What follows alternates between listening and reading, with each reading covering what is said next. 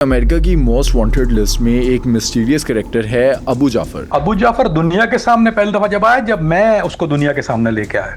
अबू जाफर किसी को पता नहीं था अबू जाफर है। अबू जाफर अटैकर थे या प्लॉटर थे? मैंने 8 साल गुजारे हैं इसके साथ। उसकी एक वजह 9/11 के अटैक देखा है सबने, और वो लोग इस पर बहस भी करते हैं। अंदरूनी लोग कहते हैं अमेरिका अलकायदा का अटैक था वो। कामरान फरीदी ने अगर अबू जाफर को बग करना है, अबू जाफर को जो चाहिए थी वो उसको एक जीपीएस ऐप चाहिए थी जो बहुत आम नहीं मिलती, वो हमने कस्टम बनवाई थी और उसके अंदर बग सिस्टम था। एक जासूस, एक डबल एजेंट कामरान फरीदी, उसकी और अलकायदा के अमीर अबू जाफर, इनकी आपस में बातचीत होती क्या थी उस टाइम पे? इसका कॉल ये था कि टाइम क्यों जाया करें, बाद में माफी मांग लेंगे, आखिर गिरा दो एक गलत जुमला, मेरा गर्दन जो है वो यहाँ से काट दे बगैर लिहाज किए। कभी ऐसा हुआ कि अपना कवर बचाने के लिए कभी किसी को एलिमिनेट किया, किसी उसके साथी को या मुजाहिद को?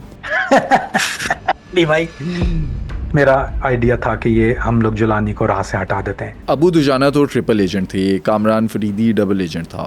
क्या अबू जाफर सिर्फ अलकायदा के साथ थे या किसी एजेंसी ने उनको भी अप्रोच किया था? He was the real, जो मूवी वाला ट्रिपल एजेंट होता ना। इतने साल आप अबू जाफर के क्लोज थे, इन 8 सालों में अबू जाफर आपको जज क्यों नहीं कर सका कि आप एक जासूस हैं? ना बाबा ना, इसके पैसे लूंगा नेक्स्ट टाइम में बताने। क्या अबू जाफर आज के दिन पर किसी मिशन पर है? ये तबाही का मास्टर है।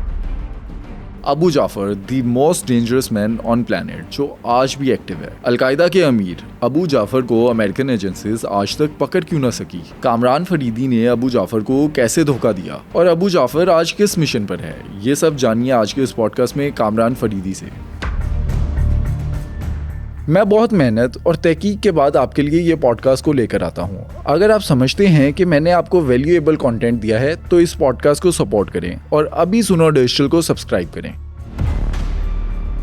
कामरान भाई अमेरिका की मोस्ट वांटेड लिस्ट में एक मिस्टीरियस कैरेक्टर है अबू जाफर। अलकायदा का आज के दिन तक एक्टिव मेंबर है, कभी पकड़ा नहीं गया। अबू जाफर की स्टोरी स्टार्ट कहाँ से होती है? अबू जाफर, जिनको असल में शेख अबू जाफर, इनका असल नाम है मोहम्मद अहमद अल सैयद अहमद इब्राहिम। ओरिजिनली मिस्री हैं, ये इजिप्ट से ताल्लुक है इनका। और ये इनका माजी अखवानुल मुस्लिमीन के साथ था। ये मुस्लिम ब्रदरहुड, जिसको अखवानुल मुस्लिम कहते हैं अरबी में, ये उनके साथ उनका ताल्लुक था। और इसके बाद ये अलकायदा में शमूलियत इन्होंने इख्तियार की। और ये इनके जो असातिज़ा में से जो सबसे अहम आदमी थे, वो बहुत बड़े आदमी, इनका नाम है शेख अबू फरज अल मसरी। ये इनका उनका खास स्टूडेंट थे।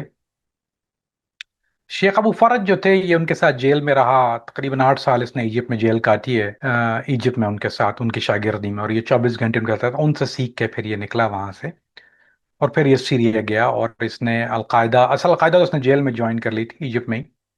लेकिन फिर ये जो क्योंकि ये ऑलरेडी पोजीशन पे थे अखवानुल मुस्लिमीन की, तो इनको पोजीशन में लाया गया। नहीं, ये नॉर्मल मुजाहिद नहीं थे, बल्कि ये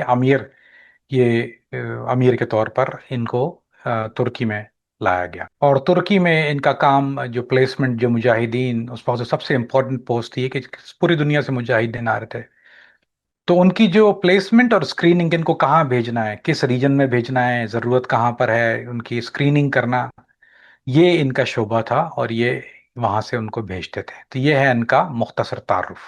आज के दिन पर तो कहा जाता है कि Abu Jafar most dangerous man on planet है, लेकिन इनका अगर बैकग्राउंड देखें, एक आम मिस्ट्री लड़का मुजाहिद बन कैसे गया?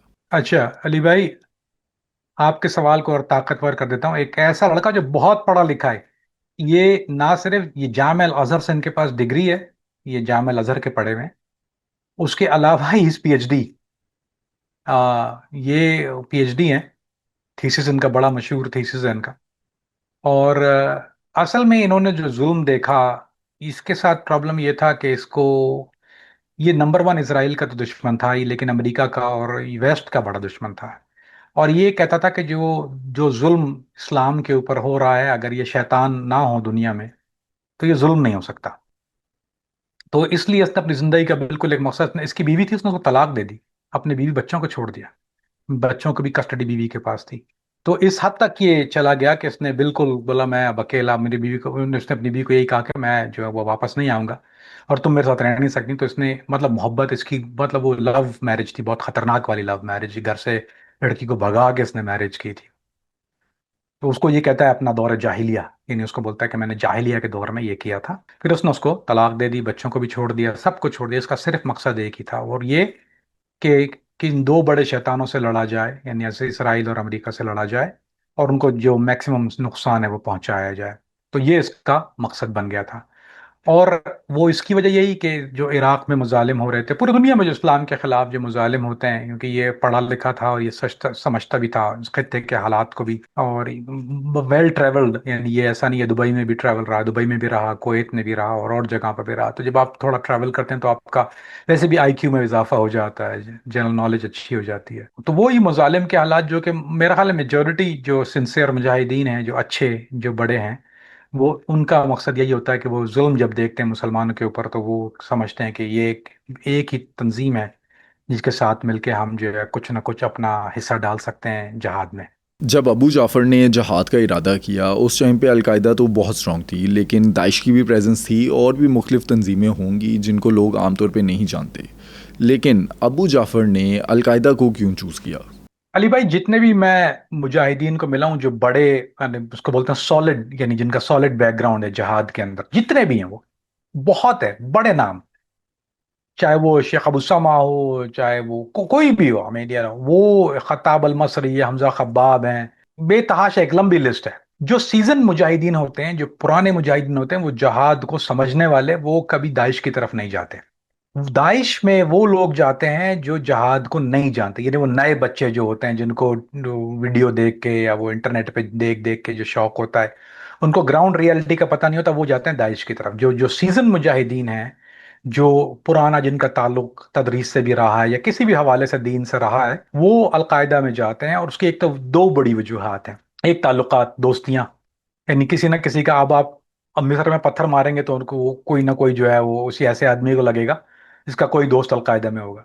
तो दोस्तियां, रिश्तेदारियां, कोई रिलेटिव, ब्लड रिलेटिव ऑलरेडी आपका अलकायदा में होता है, क्योंकि पुरानी जमात है। दाइश का तो वक्त कोई नाम या वजूद भी नहीं था जब अलकायदा वजूद में आई। नंबर एक। नंबर दो, वो ये समझ रहे हैं, और ये मैं बहुत भी बिल्कुल खुलूस नीयत के साथ आपसे कहता हूँ, मैं साइड नहीं लेता कभी भी, मैं न्यूट्रल बात करता हूँ, कि दाइश असल में, जो मैंने देखा और समझा, और मेरा काम चूंकि उसको देखना और समझना भी था, तो वो एक असल जिहादी तंजीम है नहीं। वो पैदागीर, उठाई गिरे, शौकिया मुजाहिद, इंटरनेट के मुजाहिद, रैम्बो वॉनबीज, जेसन बॉन्ड जिसको बनना है, गन, लड़कियां, पैसा, ये सारा वही है। इसमें कोई बहुत ज्यादा, जितने दीनदार लोग हैं, ये जो असल में जो दीन समझते हैं, वो कभी दाइश की तरफ नहीं जाते। जुल्म बड़ा है दाइश के अंदर, फिर वो वन वे एंट्री, अंदर जाते हैं, फिर स्क्रूटनी होती है बहुत ज्यादा। असल जो जो जहादी तंजीम जिसको मैं मानता हूँ जहादी तंजीम, वो अलकायदा है। और यही वजह है कि शेख अबू जाफर जो थे वो अलकायदा की तरफ गए। और जितने भी मुजाहिदीन, आप लिस्ट, लॉन्ग लिस्ट ऑफ, आपने जो जिन तंजीमों का जिक्र किया, तो कई ऐसी तंजीमें हैं अलकायदा के अलावा जिसको शायद हम उर्फ आम में नहीं जानते। उसमें एक बहुत बड़ी तंजीम है, उसका उसका नाम है जिंदुल अक्सा। जिंदुल अक्सा, लेकिन जिंदुल अक्सा में पाकिस्तानी इसलिए हम लोग नहीं जानते कि जिंदुल अक्सा किसी पाकिस्तानी को नहीं लेती। जिंदुल अक्सा सिर्फ और सिर्फ अरब मुजाहिदीन के लिए, वो ट्रस्ट नहीं करते, पाकिस्तान अफगान पे वो ट्रस्ट नहीं करते, तो वो उनको लेते नहीं है। दाइश में ये था कि जो भी आ जाए चल तो चल, बिस्मिल्लाह। अलकायदा भी शुरू में ऐसा ही था। अलकायदा के जो मास्कर थे उसमें वो पाकिस्तानियों को ज्यादा लेते नहीं थे। बहुत को खास अल खास, अगर आपका कोई पीछे से ताल्लुक है या कोई किसी शेख के आप साथ रहे हैं और वो आपकी जो है तस्कियत कहते हैं, इसमें तस्किया होता है बाकायदा तौर पे। अच्छा अली भाई, एक हम ये बात अच्छी तरह अपने नाजरीन को समझा दें और सामीन को समझा दें कि एक चीज होती है उसको कहते हैं तस्किया, रेफरेंस। अलकायदा बगैर तस्किया के किसी को नहीं लेती। उसमें आपको कोई ना कोई रेफरेंस, मस्जिद का, चाहे वो इमाम हो या कोई पुराना मुजाहिद, जब तक आपके वो गारंटी नहीं लेगा, वो आपको लेते नहीं है पोस्ट पे, किसी भी जगह पे लड़ने के लिए भी नहीं लेते। मास्कर में भी नहीं आ सकते आप, रबात पे नहीं होते, किसी भी सेंसिटिव जगह पे नहीं होते। वो बर्तन धो सकते हैं लेकिन आप यू कैन नॉट बी। तो अलकायदा का सिस्टम बड़ा ऑर्गेनाइज है। वो इसी वजह से है कि वो सारे समझदार, पुराने, और I mean they been doing, आप सोचें कोल्ड वॉर से है। तो जितने ये जो सीजन मुजाहिदीन है, यही एक वजह है कि वो इसमें जाते हैं, क्योंकि इसमें अब दाइश में जो है मुखबरियां बहुत होती हैं, उसमें मुखबिर बहुत गुस्सा आते हैं, मुखाबरात बहुत है, उसमें जवासीस बहुत हैं। अलकायदा में बहुत रेयर है ये चीज़, बहुत ज्यादा रेयर है। यानी अगर आप देखें तो मेरा ख्याल है 1% भी, मतलब मुश्किल से आपको मिलेंगे 1%, हार्डली 0.05% मेरा ख्याल है जो इसमें जवासीसिया होते हैं, तो लोग फेस सेफ भी फील करते हैं। जो पुराने सीजन मुजाहिदीन है वो सेफ फील करते हैं। अलकायदा के अंदर, दाइश में कोई सेफ फील नहीं करता, वो सबको ले लेते हैं जो भी आता है। हम मानते हैं कि जहाद का एक जज्बा है जिसकी वजह से मुजाहिदीन अलकायदा का हिस्सा बनते हैं। अबू दुजाना भी आए, अबू जाफ़र भी आए, मुजाहिद बने। लेकिन अलकायदा में ऐसी क्या चीज़ है जिससे ये मुजाहिदीन इंस्पायर होते हैं? क्या वो कोई पर्सनैलिटी है क्या? अलकायदा की जो सबसे बड़ी इंस्पिरेशन जो लोगों को मिलती है अलकायदा के लिए, या जो सॉफ्ट कॉर्नर रखते हैं या जो आना चाहते हैं, और इंटरनेट के जहादियों की भी एक बहुत बड़ी तादाद अलकायदा की मौजूद है, जो कि सिर्फ इंटरनेट पर बैठ के जहाद करते हैं। उनको हम लोग उनको मजाक में इंटरनेट का जहादी कहते हैं। उसकी वजह अली भाई है कि ये एक वाहिद तंजीम है जिसने अमेरिका के खिलाफ ऐलान जहाद किया। ये एक वाहिद तंजीम है। अब कोई तंजीम नहीं, ये बातें सब करते हैं कि फलां ढिमकाना ढिमकाना। प्रैक्टिकली अगर आप देखें, जो जितना नुकसान अलकायदा ने, जितने बड़े अटैक अगर आप गिनना शुरू कर, चाहे वो लंदन के अटैक हों, चाहे वो ब्रसल्स के हों, चाहे वो फ्रांस में हों, चाहे वो जर्मनी के अंदर हों, चाहे वो इटली के अंदर हों, चाहे वो स्पेन, आप दुनिया गिनना शुरू कीजिए, तो एक अलकायदा एक वाहिद तंजीम है जिसने सही तौर पे प्रैक्टिकल अटैक किए, और ऐसे अटैक किए जिससे कोई फर्क पड़ सकता था। मैं आपको एक और मिसाल देता हूँ यहाँ पे। मिसाल के तौर पे, अगर एक आदमी है जिसने राब्ता किया दाइश को कि मैं आना चाहता हूँ, और वो लंदन में है, तो वो क्या कहेंगे, उसको कहेंगे तुम ऐसा करो, लोन अटैक कर दो। अब वो बेचारा, उसके पास कोई लोन वोन अटैक के लिए कुछ तो है नहीं, वो छुरी लेके जाएगा, उसने दो लोग, ये कैलिफोर्निया में भी हुआ, लंदन में भी हुआ, पूरे कई जगह हुआ है। उसको लोन वुल्फ अटैक कहते हैं इंटेलिजेंस की जबान में। तो जाके किसी को छुरियां मार दी, दो चार आदमी को, फिर पुलिस ने उसको गोली मार दी। अलकायदा ये नहीं करती। वो आपको कभी ये नहीं कहेगी कि लोन वुल्फ करो, ये करो, वो करो, वो जान का ज़िया नहीं करते। They make the best out of what they have. वो बाकायदा प्लॉट करते हैं, बाकायदा उसकी एक ट्रेनिंग होती है, बाकायदा उस मामले की एक एक दो दो साल जो है वो फील्डिंग लगाते हैं उसकी, वो अटैक की, अटैक से पहले एक एक दो दो साल जो है वो सिर्फ रैकी करते हैं, मामले को समझते हैं, तो वो और बड़े दिमाग उसमें इस्तेमाल होते हैं। और तो वैसे तंजीम के साथ जो है वो लोग मुंसलिक होना चाहते हैं जो वाकई कुछ तौर पे डैमेज कर सकती है। जितने भी इंस्पिरेशन इनके ये होती है कि एक वो तंजीम जो सिंसियरिटी के साथ अमेरिका से लड़ना चाहती है, तो वो अलकायदा है, और इसीलिए वो उसका फेवर करते हैं। आज ना सुनो डेशल की ऑडियंस आपसे समझना चाहती है कि अलकायदा की आइडियोलॉजी है क्या? आसान लफ्जों में कोशिश करता हूं मैं समझाने के लिए, हालांकि ये मुश्किल सवाल है। देखें, नंबर वन चीज, जब जज्बा जहाद इंसान में जागता है, अब इसमें दो कैटेगरीज होती हैं। हम उनको दो कैटेगरीज में लेते हैं इंटेलिजेंस की दुनिया में, क्योंकि मेरा ताल्लुक उससे है, तो मैं उसी हवाले से जवाब दूंगा आपको। हम उसको लेते हैं दो कैटेगरीज में। एक तो होते हैं नॉन इस्लामी और इस्लामी, मतलब ये कि जो एक्सट्रीमिस्ट होते हैं, यानी ये कि जिनको अंदर दीन जिंदगी में शामिल है। ऐसे कई लोग हैं जिनकी दीन जिंदगी में है, बहुत नमाजी परहेजगार लोग होते हैं जो बहुत दीन की खिदमत भी करते हैं। वो जहाद का ख्याल उनके जहन में कभी नहीं आता। तो वो एक कैटेगरी है। एक कैटेगरी वो है कि एक बच्चा है, वो क्रिकेट भी खेलता है, गाने भी गाता है, डांस भी करता है, कुछ भी करता है, उसकी जिंदगी जो है उसको, यानी वो मुजाहिदीन के जमाने को दौर जाहिलिया बोलते हैं। वो दौर जाहिलिया में जो था वो उसका मामला दुनियावी दुनियावी रुझान ज्यादा था। तो आप दोनों में जब जब जहाद का जज्बा या तो जाग जाता है या जगाया जाता है, ये इसके लिए कि को आपको दोस्त मिल गया, या कोई ऐसा मदरसे में आप हैं, या कहीं ऐसा कोई एक आदमी आपको मेंटर मिला जिसने आपको, क्योंकि यानी जहाद की तरफ रगबत दिला दी जिसने आपको। तो वो दोनों तरफ से दो कैटेगरी जो मैंने आपको समझाई, इन दोनों की जब वो कैटेगरी में जब वो जज्बा जहाद जागता है, तो पहला नाम उनके जहन में, आप कुछ भी कर लें, वो उसामा बिन लादेन का ही आता है। तो जब वो शेख उसामा का नाम जहन में आता है, तो फिर अलकायदा एक जमात है।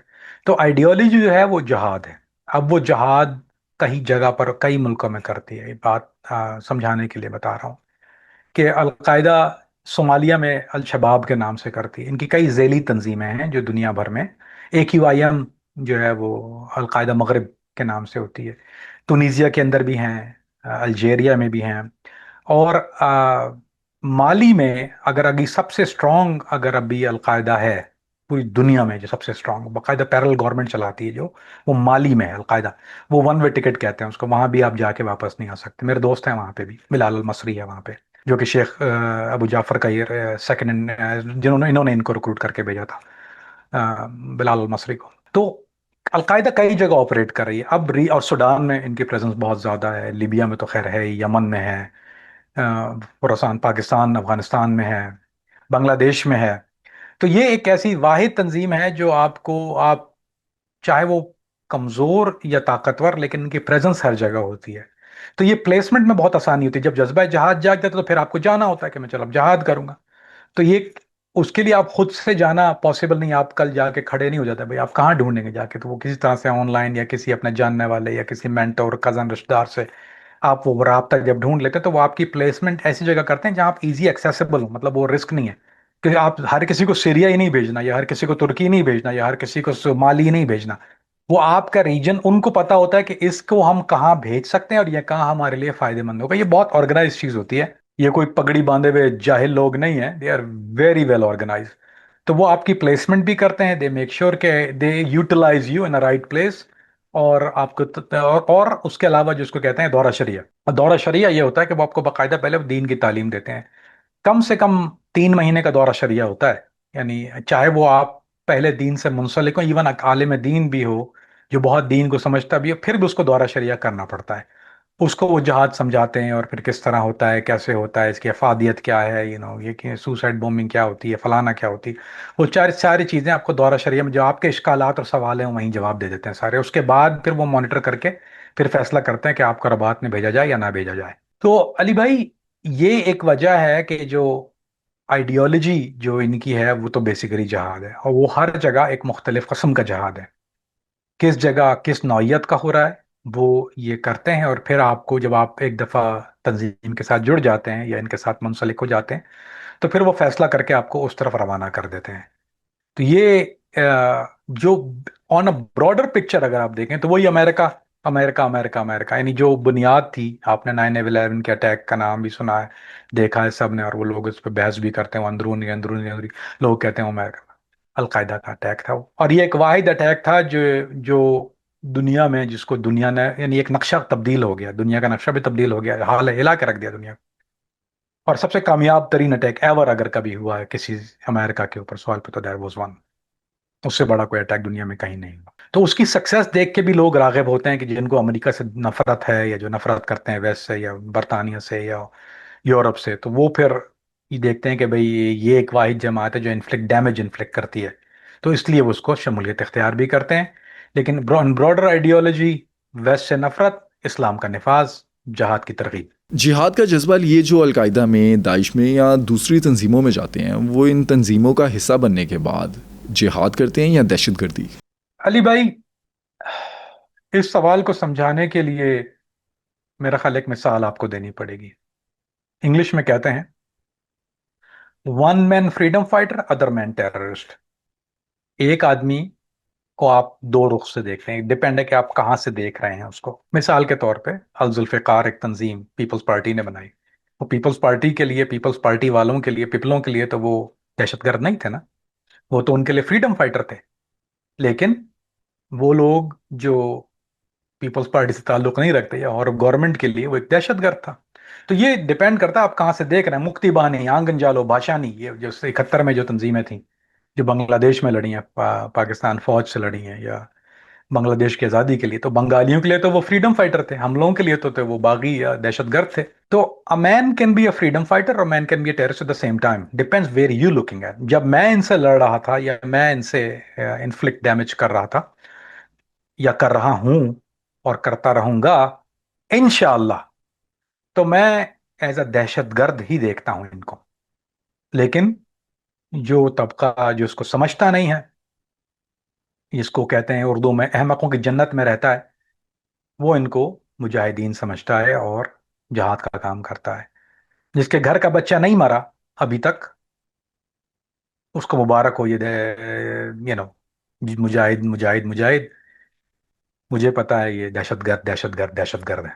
अबू जाफ़र का मकसद तो जिहाद करना था, जिसके लिए वो अलकायदा का हिस्सा बन गए। लेकिन अलकायदा का हिस्सा बनने के बाद अलकायदा को क्या फ़ायदा हुआ अबू जाफ़र के आने से? अबू जाफर के आने से फायदा ये कि अबू जाफर का बैकग्राउंड जो था वो अख्वानुल मुस्लिमीन, मुस्लिम ब्रदरहुड था। ये इजिप्शियन में वहाँ इजिप्ट में ये लड़ा था इजिप्शियन गवर्नमेंट के खिलाफ, निज़ाम जिसको कहते हैं हमारा अरबी में। ये उनके खिलाफ वहाँ लड़ा था, उसके बाद जेल हो गई। तो इसकी एक तो पहली बात दीन की समझ, यानी दीन में जो था पहली चीज, अगर आप देखें देखें किसी भी जहादी तंजीम में, वो उनमें इज्जत उसकी होती है जो दीन को समझता है, और पोजीशन भी उसी को मिलती है। आप जितने बड़े बड़े शयूख देख लेंगे वो सारे जो हैं वो दीन में उनकी नॉलेज। अबू उमर शिशानी, बड़ा बड़ा नाम है ना। हिरासुद्दीन वाले जो जितना ग्रुप है, अबू हमाम अल सूरी, दीन में बड़ा नाम, अबू जहाद दीन में बड़ा नाम, ये सारे वो लोग हैं। और अबू दुजाना अल खुरासानी, इन पर मैंने प्रोग्राम भी किया, जिन्होंने नहीं देखा देखना जाके, वेरी इंफॉर्मेटिव। उन लोगों ने दीन को, एक होता है दीन पढ़ना, आप मदरसे में जाके दाल खा ली, उर्फे आम में मदरसे की दाल खाना कहते हैं, मदरसे की दाल खा ली, वो बहुत लोग खाते हैं। लेकिन एक होता है कि जो दीन के लिए बाकायदा तौर पे दर्द रखते हैं, और उनको उनकी रिक्रूटिंग आसान होती है। तो लिहाजा अबू जाफर एक तो दीन पढ़ा, लड़ा, पढ़ा लिखा था। तो पढ़े लिखों की ज्यादा कमी होती है, यानी इस लेवल के पढ़े लिखे लोग जिन्होंने मास्टर्स किया हुआ है या पीएचडी हैं या कोई और ऐसे चीज से मुंसलिक हैं, तो वो ऐसे बहुत कम है। जैसे मैं हमेशा नाम लेता हूँ, बहुत इज्जत से लेता हूँ मैं उनका, शेख अबू खब्बाब अल मसरी, जो पीएचडी थी जिनके पास फिजिक्स में, और वो बम बनाते थे, बड़ा मशहूर, उनका एक बहुत बड़ा मास्क था जिससे वो सिर्फ बम मैन्युफैक्चरिंग ही थी उनके पास।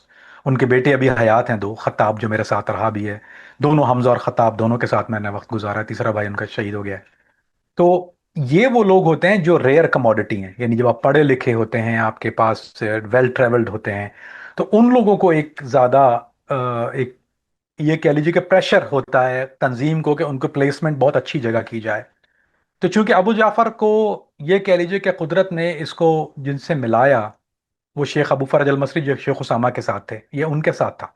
उनके साथ जब देखिए जेल की दोस्तियां बड़ी अजीब होती है। मेरी भी जो जेल की दोस्ती है, मेरा एक जेल का दोस्त है, बहुत अच्छा दोस्त है मेरा, मैं तो कई दोस्त हैं मेरे जेल के, लेकिन जो मुसलमान जो मेरा जेल का एक दोस्त है, उससे जो मेरा ताल्लुक है, मेरा ख्याल है वो दोस्ती मेरे दुनिया में कभी किसी से नहीं हुई, यानी नॉर्मल दुनिया में वो नहीं हुई कि आप, एक होता है आप किसी को मिले 2 घंटे चले गए घर, अपने हफ्ते में मुलाकात होगी, अस्सलाम वालेकुम वालेकुम सलाम हो गया। 24 घंटे जब आप एक आदमी के साथ गुजारते हैं, मैंने 4 साल 24 घंटे, 24 आवर्स अ डे, जब आप एक आदमी उसी के साथ खाना, वही नमाज पढ़ रहे हैं, आई मीन, जो जेल की दोस्तियां होती हैं, जो जेल की दुश्मनियां होती हैं, वो सबसे खतरनाक होती हैं। जेल की दुश्मनी आपको मार देती है, और जेल की दोस्ती कभी टूटती नहीं है। वो होती बड़ी मुश्किल से, पर वो जब हो जाती है तो वो बॉन्ड हो जाता है, उसको बॉन्ड कहते हैं। तो इसका बॉन्ड अबू फरज के साथ इतना जबरदस्त था कि इसके पास तस्किया, जब ये बाहर निकला है तो इसके पास तस्किया शेख अबू फरज की थी, जो कि बहुत कम लोगों के पास होती है। शेख अबू फरज की तस्किया, वो लोग किसी की तस्किया नहीं करते, रेफरेंस नहीं देते किसी को इतना स्ट्रांग। और वो शेख अबू फरज को ये पता था ये कितना फायदेमंद है, क्योंकि तालीम है इसके पास, सोच है, फहम है, और बहुत अय्यार आदमी था। इसकी जो, ये धीमे लहजे में बात करता है, अगर आप इससे बात करें तो इतना इरिटेट होता है, बात अस्सलाम वालेकुम इतना धीमा बोलता है। मैंने इसको एक आदमी की खाल उतारते हुए देखा हुआ है, सिंगल एज ब्लड से ये उसकी खाल उतारा है, मुझे बोल रहा है या अखी अना अरूश फी शय या अखी वो पीछे चीख रहा है अपने, वो एक इसका चल रहा है, मैं उसको बोला अबू ओए, जब जाकर आवाज नहीं आ रही होती तो उसको थप्पड़ मार के बोलता है कफ़े लिसान अखी, चुप कर जा। फिर उसके कान उतार, यानी ये अपने ऐसा लगे डॉक्टर सर्जरी कर रहा हूं। इसकी नर्व्स जो है वो इतनी स्ट्रांग है, ये पैनिक क्रिएट नहीं होता। ये कई दफा कई मुल्कों में वांटेड रहा है, तुर्की में ये मेरे साथ वांट, इसको आराम से बोल रहे हैं यार अखी, ऐसे बात करे जैसे कल पिकनिक पे जा रहे हैं, बोल रहे हैं अखी यानी अभी जो है वो हम लोग ब्राजील निकल रहे हैं, मेरी मुश्किल हो गई यहाँ पे, और यार वो ऐसे बात कर रहा है मुझसे। और वो पीछे इसके लगी हुई है तुर्किश इंटेलिजेंस, यानी लाइफ एंड डेथ का मसला, अगर ये अंदर जाए उसको मार देंगे, सवाल ही नहीं पैदा, ये जिंदा बल के, लेकिन उसकी टोन चेंज ही नहीं हो, इस नर्व्स इस, यानी बोलते हैं ना, अगर एक ये चिली पामर बोलते हैं उसको हम लोग प्यार में, कभी कभी ही इज अ चिल गाय, ऐसा बैठा रहता है, कुछ वही नहीं है, इधर बम पड़ रहे हैं, उधर कुछ हो रहा है, और सुरसुरिया में बैठा हुआ है, his nerves don't go bad, he is a different breed of guys. तो ऐसे लोग जब पोजीशन पे आते हैं तो दे इन्फ्लिक्ट द मोर डैमेज। तो लिहाजा अलकायदा ने इसके, अबू फरज ने इसके, शेख अबू फरज अल मसरी ने इसके वो जो थी वो क्वालिटी देख भी ली थी। और फिर ये पहले अखवान मुस्लिमीन की ट्रेनिंग भी इसके पास थी, इसने बड़े हार्श इन्वायरमेंट में लड़ा हुआ है। तो इजिप्ट में जहाज मजाक नहीं है, वो बड़े बहुत ही खतरनाक होती है वहाँ की इंटेलिजेंस, वो पकड़ लेती तो फिर वो टॉर्च जेल में बहुत मारते हैं, और इसने बहुत मार खाई है वहां पर, बट ही डिडंट, किसने किसी का नाम नहीं लिया, प्लॉटिंग में किसी का नाम नहीं लिया कभी, he never spill the beans. तो ये इसके अंदर वो कहते हैं ना कि जितने भी गुण थे ना मुजाहिद के, वो मौजूद थे पहले से। सम पीपल, कुछ लोग होते हैं जो अडॉप्ट करते हैं, कुछ are born for it, he was the one was born with it, इसके अंदर वो थी। तो अलकायदा ने भी इसको, और फिर जिसने अलकायदा के लिए जो किया, वो that was most amazing things he did. Abu Dujana हो या अबू जाफ़र, जब इनकी कार्रवाइयाँ हम देखें, कुछ लोग होते हैं जो अटैकर होते हैं, कुछ लोग होते हैं प्लानर। अबू जाफ़र इनमें से कौन थे? अबू जाफ़र अटैकर थे या प्लॉटर थे? अली भाई, जो अटैकर होते हैं वो प्यादे होते हैं, they are front line guys. जो बड़े, जो जो होते हैं प्लॉटर, वो बड़े लोग होते हैं। जो अमीर होते हैं, उमरा जिनको कहा जाता है, जमा सीगा, जैसे शेख अबू हम्माम है, या एक और था शेख अबू यूसुफ अल तुर्किया, इनको शेख अबू यूसुफ अल तुर्की, जिन्होंने बनाई थी वुल्फ स्नाइपर, इनकी पूरी तंजीम स्नाइपरों की तंजीम थी। उन पे हम प्रोग्राम इंशाल्लाह करेंगे, वो हमें मुझे याद आ गया, सॉरी। मैंने उनके साथ मुलाकात मेरी तुर्किया में हुई थी, और शाम में उनके साथ भी मुलाकात हुई। तो अबू यूसुफ अल तुर्की जो थे वो तुर्क थे ओरिजिनली, उनका एक स्नाइपर का पूरा एक ग्रुप था बहुत बड़ा।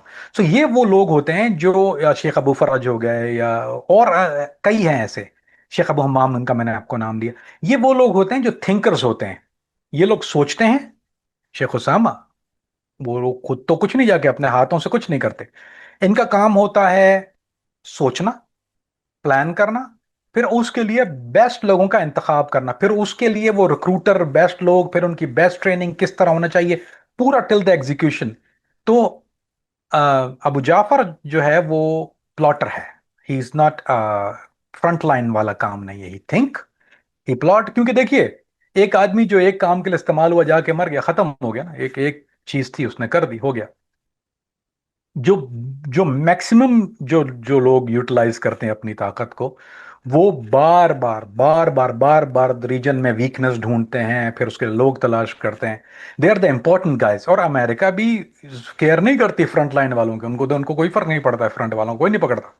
ये ज्यादा जाते हैं, जो मेरा भी काम था वीगो, अगर मैं अबू जाफर के साथ इसलिए था कि Abu Jafar was a plotter. अगर अबू जाफर फ्रंट लाइन का होता तो मैं उसके साथ 8 साल ना गुजारता, मैंने 8 साल गुजारे हैं इसके साथ। उसकी एक वजह, he was a thinker, he was a plotter, and he was very very good at what he did, and he was the guy who travel around जगह जगह। अलकायदा में तो और भी बहुत से प्लॉटर्स होंगे, लेकिन अगर हम अबू जाफ़र की बात करें, अबू जाफ़र आपके सामने कैसे आया और अमेरिका के रडार पे कब आया? हाँ ये ये मजे का सवाल है। अबू जाफर, उसको हम लोग एक इस्तेलाह इस्तेमाल करते हैं, अंडर द रेडार। जो लोग ओवर द रेडार होते हैं, ओवर द रेडार मतलब वो हमारे किसी ना किसी MI6, दुनिया में और कई तंजीम है, खाली अमेरिकन नहीं है, ब्रिटिश भी हैं, फ्रेंच भी हैं, सब ढूंढ रहे होते हैं, सब के लोग जो है वो एक एक विंग है जो काउंटर टेररिज्म कहलाता है। वो लोगों को ढूंढ रहे होते हैं कि ये कौन आदमी है, कौन आदमी है, कौन आदमी है, कौन है, they want to know the structure, ढूंढते हैं ना। मेरा काम भी स्ट्रक्चर ढूंढना होता है। तो अबू जाफर दुनिया के सामने पहली दफा जब आया, जब मैं उसको दुनिया के सामने लेके आया। अबू जाफर किसी को पता नहीं था, अबू जाफर है, किसी को पता नहीं था। वो एक रोज इत्तेफाक से, मैं तुर्की में एक और अमीर हैं जिनका मैंने नाम लिया, शेख अबू खबाब के बेटे हमजा खत्ताब नाम है उसका। तो हमजा खत्ताब के साथ मैं एक दफा डिनर कर रहा था, या कुछ मामला हो रहा था, तो वो मुझे लेके गया, कहने लगा यार एक काम है। तो मैं, गाड़ी मेरे पास होती थी, तो मैं ड्राइवर था समझ ले उनका, मुझे कोई हार नहीं है कहने में, उनका ड्राइवर था बस बेसिकली, यानी कोई अगर खतरनाक जगह जाना तो मुझे लेके आते। कहने लगे एक जरा मीटिंग है, कुछ पिक करना है सामान, यू ड्राइव, अबू मोहम्मद तुम चलाओ। ठीक है मैं चलाता हूँ। मैं लेके गया, तो वो एक गंदी सी तंग गलियों में एक जगह वो मुझे लेके गया, वो श्री नेवलर की एक बहुत छोटी नेबरहुड है, स्लम है वहां पे। और फिर इसने किसी को कॉल किया, फिर एक आदमी अंधेरे में, ये सामने भी नहीं आई, ये बिल्कुल अंधेरे में खड़े हुए थे, इसने कैप भी लगा के यूं मुंह नीचे भी गया था, और इसने मुझे इशारा, मैं दूर खड़ा हुआ, यानी मुझे इजाजत नहीं दी, अमीर के साथ जाते हैं तो आप दूर रहते हैं, अपना फासला रखते हैं, वो उसकी खास मीटिंग है, वो हर एक के लिए नहीं होती, नो मैटर आप कितने ट्रस्टेड हो। तो उसने जब इशारा किया मेरी तरफ, तो खत्ताब ने मुझे बोला था अली अखी, और उसने बुलाया अपने पास, मुझे बोला इधर आओ। ये बोलता यू नो दिस गाय, तो मैंने बोला नहीं। बोलता ही नो यू। तो बोलता है अबू मोहम्मद, ये मेरा कुनिया जो थी अबू मोहम्मद थी, बोलता है अबू मोहम्मद अल अमरीकी। मैंने बोला जी। तो मुझे बोलता है मेरा नाम अबू जाफर है, and I speak English very well. तो मैं हंसने लगा, मैंने कहा नेवर हर्ड ऑफ यू।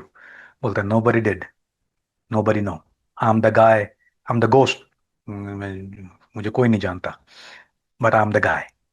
तो वो मेरा इनका पहला तारुफ था, और वो भी इतना खतरनाक तारुफ था, यानी मुझे लग रहा था कि शायद ये पता नहीं क्या मसला खराब हो गया। तो he is about 6 foot 4 inches tall, 6 foot 4 inches का कद है। और the guy is built, I mean ripped है, he work out, he run, इसके एथिक्स बहुत जबरदस्त है, दिन में 1.5 दफा खाना खाता है ये, सिर्फ ज्यादा नहीं खाता। मैंने जब इसका जब मिला तो I think we kind of like each other, हम लोगों की। तो फिर उसके बाद हमारी उसकी जब सेकंड मुलाकात इसके साथ, फिर अमूमन इसने मुझे किसी और मुजाहिदीन का एक हलका था, उसमें मुझे इसने बुलवाया खास। तो फिर इसने मुझसे पूछा कि तुम क्यों, इसने पूरा मेरा इंटरव्यू लिया, हालांकि I am already establish in al Qaeda उस टाइम तक। इसने मुझे दोबारा इंटरव्यू, वो जो स्क्रूटनाइजिंग क्वेश्चंस होते हैं वो सारे इसने मुझे किए, and I have already a very high position al Qaeda, मैं लॉजिस्टिक काम कर। इसने फिर मुझे एक लिस्ट दी कुछ को, कुछ चीज़ें चाहिए थी, कुछ खास चीज़ें जो कहीं दुनिया में नहीं मिलती, कुछ बॉल बैरिंग्स थे, कुछ कुछ बुशेस थी, कुछ ड्रोन बनाने के लिए खास मोटर होती है, ब्रशलेस मोटर कहते हैं उसको, वो इतनी आसानी से नहीं मिलती।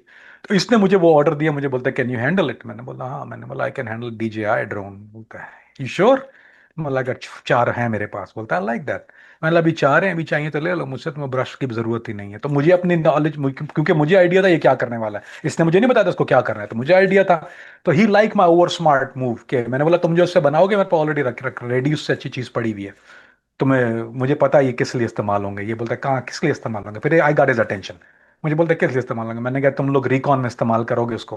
बोलता है कहाँ पे इस्तेमाल करूंगा रिकॉन के लिए, मैंने कहा तुम उसको रिकॉन में इस्तेमाल करोगे इदलिब के अंदर। बोलते I like it, I like it. बोलता ओके। तो फिर इसने मुझे अपना पहली दफा इसने मुझे टेलीग्राम आईडी मुझे उसने दी। बोला this my Telegram, keep it to yourself, किसी को देना नहीं कभी, never mention my name to anybody, इधर के तुम्हारी मुझसे बातचीत है, nobody ever have to know, क्योंकि अगर मेरे ऊपर कोई बात हुई तो you gonna get killed. So वो पहली दफा थी कि अमेरिकनों को इसके बारे में पता चला, मुझे पता चला, अमेरिकन को पता चला। सो जब मैंने डीब्रीफ के लिए मैं गया किसी मुल्क में जहाँ मैं जाता हूँ डीब्रीफिंग के लिए, तो I had a whole file about Abu Jafar. जब तो वो पहली दफा अमेरिकन हैरत में पड़े में बोलते हैं यार we never heard this guy. तो फिर वो जिस तरह क्रॉस रेफरेंस से भी चेक करते हैं, इसके सिस्टम में कोई चीज नहीं निकल रही, इसकी कोई पिक्चर कहीं मौजूद नहीं थी, कोई डॉक्यूमेंट कोई मौजूद नहीं था। सिर्फ और सिर्फ एक चीज मौजूद थी, वो इसका इजिप्ट में जो जेल में जो एंट्री थी, उससे हमें इसका नाम पता चला कि ये अबू जाफर नहीं बल्कि मोहम्मद अहमद अल सैयद अहमद इब्राहिम है। तो उससे जब, क्योंकि अबू फरज का रेफरेंस था, तो उनका अबू फरज के साथ कौन था, फिर वो उसमें भी कोई easy thing for American to find out. तो उसके बाद हमें पता चला कि ये तो ये कैरेक्टर है जो अब सब कैंटीने इसलिए खड़े हुए, चाहे वो MI6 हो, कि ये अबू फरज का शागिर्द है। और अबू फरज के शागिर्द कोई और नहीं था, ये वो वाहिद शागिर्द था जिसको उन्होंने तैयार करके बाहर भेजा था। तो इसलिए वो पहली दफा दुनिया के सामने इस वजह से है। अगर शायद मैं इसको ना मिलता तो ये आज भी अभी भी हयात है, काम कर रहा है। और ये इतना स्मार्ट है कि अभी तक अमेरिकन के आने के बाद भी ऑपरेट कर रहा है, डिफीटेड अमेरिकन सिस्टम। इसने एक दफा नहीं 3 दफा अमेरिकन को डिफीट किया, ना तुर्क को डिफीट किया हुआ है, सुडान इंडियंस को डिफीट किया हुआ है, ये सब जगह से भागा हुआ है। लेकिन ये ही इज अ गोस्ट, सही मानों में गोस्ट है, क्योंकि ये आज भी ऑपरेट कर रहा है। और ये शायद नाम ना आता अगर मेरी इसकी मुलाकात ना होती। वो भी इत्तेफाक किया, अगर मेरे पास उस दिन गाड़ी ना होती, अगर उस दिन, तो he could have not been in a picture. Al Qaeda की फ़ाइटिंग कैपेसिटी को समझने के लिए, अलकायदा के पास वेपन्स में तो हमें पता है AK-47 है, उनके पास जो बॉम्ब बनाने का है वो सामान है। लेकिन अगर टेक्नोलॉजी की बात करें, टेक्नोलॉजी में उनको क्या चीज़ें चाहिए होती थी और क्या चीज़ें उनके पास होती हैं। मिसाल के तौर पे अगर कामरान फरीदी ने उनको कोई लॉजिस्टिकल सपोर्ट देनी है टेक्नोलॉजी में, तो क्या चीज़ें आप प्रोवाइड करते थे। और इसके अलावा कामरान फरीदी ने अगर अबू जाफ़र को बग करना है, उसकी सर्विलेंस करनी है, तो कामरान फरीदी के पास क्या इक्विपमेंट होता होगा। अली भाई, अलकायदा के पास, जैसे मिसाल के तौर पे जब मैं गया अलकायदा के साथ अंडर कवर, तो उस वक्त उनके पास 2 वे रेडियोस होते थे, वो नॉन स्क्रैम्बल रेडियो होते थे। वो नॉन स्क्रैम्बल का मतलब होता है कि वो पीयर टू पीयर होते हैं, वो दो दो रेडियोस होते हैं, वो एक से कनेक्ट हो जाते हैं। VHF होते हैं या चाहे फोर टेक्नोलॉजी होती है, डिफरेंट तरह की होती हैं। उसमें आईकॉम होता है या डिफरेंट होते हैं, सस्ते वाले सामान।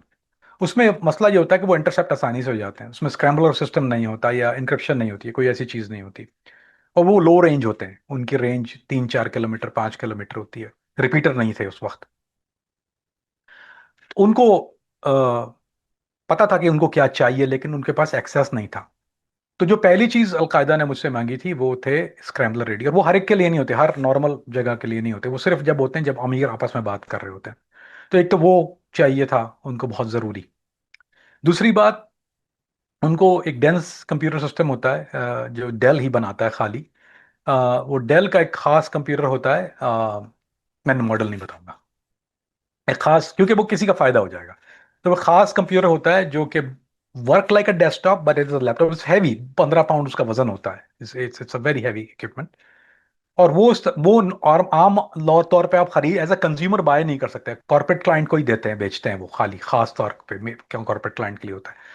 वो उनको चाहिए था। जैसे एक रिपीटर, जो रिपीटर से क्या होता है कि वो रेडियो की रेंज बढ़ जाती है, उसको पहाड़ पे या कहीं जगह लगा देते, तो वो आपका जो 4 किलोमीटर का जो रेंज है वो 15-20-25 किलोमीटर डिपेंड करता है, वो बहुत ज्यादा रेंज आती है। अब जित रिपीटर पर डिपेंड करता है कितना बड़ा रिपीटर आपने लगाया, तो रिपीटर बाउंस करता है एंड देन इट ब्रॉडकास्ट जो आपकी जो कम्युनिकेशन है उसको, और वो जनरल चैनल्स पे जो है उसको ब्रॉडकास्ट करने के लिए लगता है।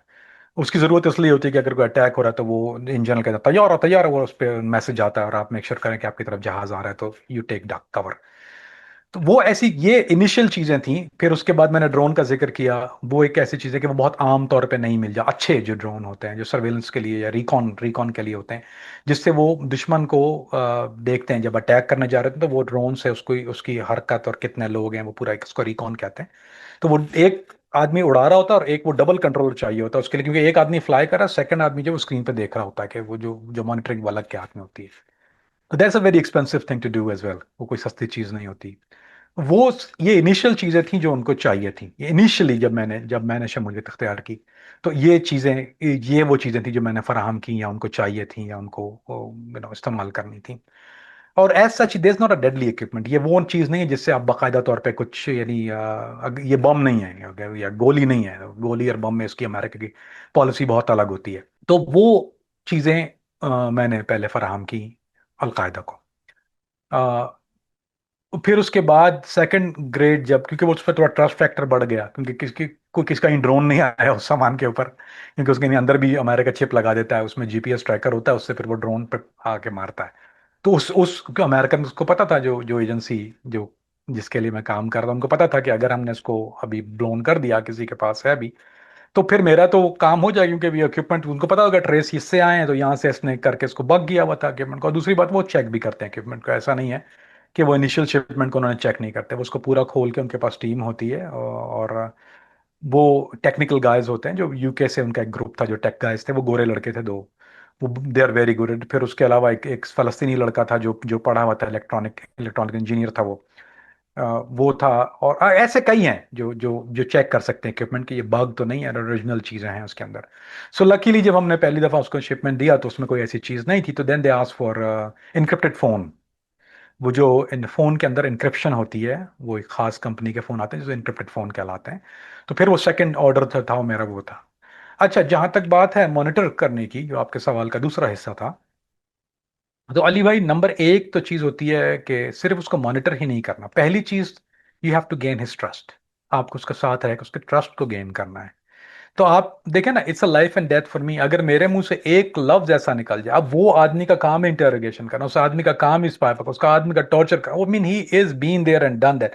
वो जेल में भी रहा है, अखवान मुस्लिमीन तुर्किश इंटेलिजेंस, वो तो अपनी इजिप्शियन इंटेलिजेंस को ऑलरेडी गुल दे चुका है, तुर्की में वो अंडर द रेडर काम कर रहा है, किसी दुनिया के इंटेलिजेंस को नहीं पता। तो how smart that guy is. तो अगर उसके सामने ऑल इट टेक्स इज एक गलत जुमला, मेरा गर्दन जो है वो यहां से काट दे बगैर लिहाज किए, ही इज रूथलेस गाय। तो हमें इन हालात में टॉक लेस लर्न मोर। आपको दो कान अल्लाह ने इसलिए दिए हैं, ये किसी की बहुत अच्छी बात है कि आप सुनो ज्यादा और बोलो कम। हालांकि अभी मैं बहुत बोल रहा हूँ आपके सामने कि मेरे वक्त की जरूरत है। सो अबू जाफर के पहली चीज ये थी कि टू गेन हिज ट्रस्ट, क्योंकि अगर मैं आपके उसके सामने गेन ट्रस्ट नहीं करूंगा तो वो मेरे सामने कोई ऐसी चीज डिस्कस नहीं करेगा जो कि अटैक के हवाले से हुआ, जो कि नहीं, जो हमारे फायदे का बायस बनती। तो वो आपको कभी भी, अगर जब वो ट्रस्ट नहीं करेगा तो गेन द ट्रस्ट। ये पहली चीज थी, यानी ये पहली मुश्किल चीज या पहली कड़ी कह लें इसको। उसके बाद फिर होता है कि टू लर्न द पर्सन, कौन है ये, I mean how he become Abu Jafar, what is Abu Jafar, किससे बात करता है, किससे डील करता है, इंफ्रास्ट्रक्चर क्या है, कमांड किससे लेता है, ऑर्डर कहाँ लाता है, पास कहाँ करता है। ये चीजें आपको स्टडी करना होती हैं, ये मैनुअली होती हैं, ये आप इलेक्ट्रॉनिकली नहीं कर सकते। This have to be when you are with him.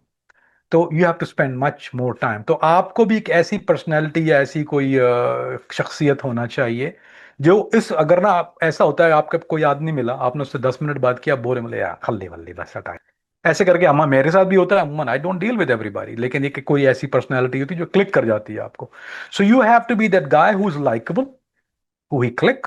और वो शायद अली भाई वो you can't learn that in school, ये कोई मदरसा में या स्कूल में नहीं सीखा जाता, you have to be born with it. जो पर्सनैलिटी होती है वो, you born with a certain personality, इधर पीपल लाइक यू और दे डिसलाइक यू। अभी मुझे कैसे लोग हैं जो बात करते हैं, वो पहले ही कोई ऐसी बात कर देते हैं अहमकाना के, बोलते हैं लानत बजे का, ज्यादा डील ही नहीं करनी इससे। That happen a lot with everybody. So you have to be that person. अल्हम्दुलिल्लाह, मेरा अल्हम्दुलिल्लाह एक अच्छी बात यह कि I was born with the personality that he like very much. तो आई क्लिक हिम। तो हम जब आप फिर एक दोस्ती और एक रिलेशन डेवलप होना शुरू हो जाता है, तो फर्स्ट स्टेज से हमारे second stage, we develop a relationship, we become friends. Friend of a level के जिससे वो अपने राज या अपनी दिल की बात कर सके। उसके बाद ये बहुत लास्ट स्टेज होती है जिसमें आप उसको मॉनिटर करते हैं। फिर आप मॉनिटर इस तरह करते हैं कि उसकी, क्योंकि वो कम्युनिकेट करता है वाया, आपको पता होना चाहिए किस ऐप से कर रहा है, कौन सी यूज कर रहा है, इक्विपमेंट क्या है। एक सादा फोन होता है, डिफरेंट कंपनीज के फोन होते हैं। He use Lenovo Lenovo Lenovo Lenovo Lenovo something, I think it's generic phone, like IBM की पुरानी कंपनी थी, I think IBM sold to Lenovo. तो लेनेवो का फोन यूज कर रहा है, या वो यूजिंग अ सैमसंग या एक्स वाई जी। तो उस फोन के अंदर आप एक ऐसी चीज भेज देते हैं, एक ऐसी कोई वीडियो या कोई सॉफ्टवेयर या कोई ऐप। जैसे मिसाल के तौर पे अबू जाफर को जो चाहिए थी, वो इसको एक जीपीएस ऐप चाहिए थी जो बहुत आम नहीं मिलती, वो हमने कस्टम बनवाई थी, खास अबू जाफर के लिए बनवाई थी, manufactured it, can created it. जो कि जीपीएस नेविगेशन थी सीरिया की, जो कि सिर्फ रोड ही नहीं बल्कि वो ऑफ ट्रेल जिसको कहते हैं, ऑफ ट्रेल जो थी वो हमने बनवाई उसको। और उसके अंदर बग सिस्टम था कि वो उसकी जो भी कम्युनिकेशन है, we can sit and monitor 24 hours 7 days, किसको भेज रहा है, कहाँ कर रहा है, किससे बात कर रहा है, किस रीजन में है वो। और वो जो है वो उसको जीपीएस ऑन करने की जरूरत नहीं, will pick it up by the tower, उसको ट्रायंगुलेट करना कहते हैं। तो वो ट्रायंगुलेट हो जाती है विदाउट हैविंग अ टावर, उसके मतलब without having a GPS on, क्योंकि सारे मुजाहिदीन अपने फोन का जीपीएस बंद रखते हैं, वो डिसेबल भी कर देते हैं। बाज दफा वो हार्डवेयर भी टॉपल कर देते हैं उसका किसी तरह से, जो हार्डवेयर से भी डिसेबल, यानी वो निकाल ही देते हैं या उसको शॉर्ट कर देते हैं उसको किसी तरह से, but they have ways of doing it. और तो इसके लिए वी ट्रायंगुलेट, तो उसको ट्रायंगुलेट करने के लिए वो एक सॉफ्टवेयर खास होती है जो अंदर आपके फोन में, table pick it up with the tower and उससे अप्रोक्सीमेट लोकेशन हो जाती है, आप पूरा 100% नहीं बता सकते। तो वो जो लास्ट स्टेज थी ऑफ मॉनिटरिंग, तो we did it with the phone, फिर तो उसके पास मेरा फोन ही था। तो I give him one of my phones, फिर हमने बहुत ज्यादा हो गया, तकल्लुफात दूर हो गए, तो I give him one of the equipment. जो इक्विपमेंट उसने मुझसे ले लिया, फिर तो यू नो वो जो भी कर रहा है वो मेरे सामने ही कर रहा है, ये समझ लीजिए। उसमें फिर ये होता है कि उसका ऑडियो 24 घंटे ऑन होता है, चाहे वो आप फोन पावर ऑफ भी कर देंगे, क्योंकि अब तो नए फोनों में तो बैटरी रिमूव होती नहीं है, तो as long there is a battery in there वो ऑन रहता है।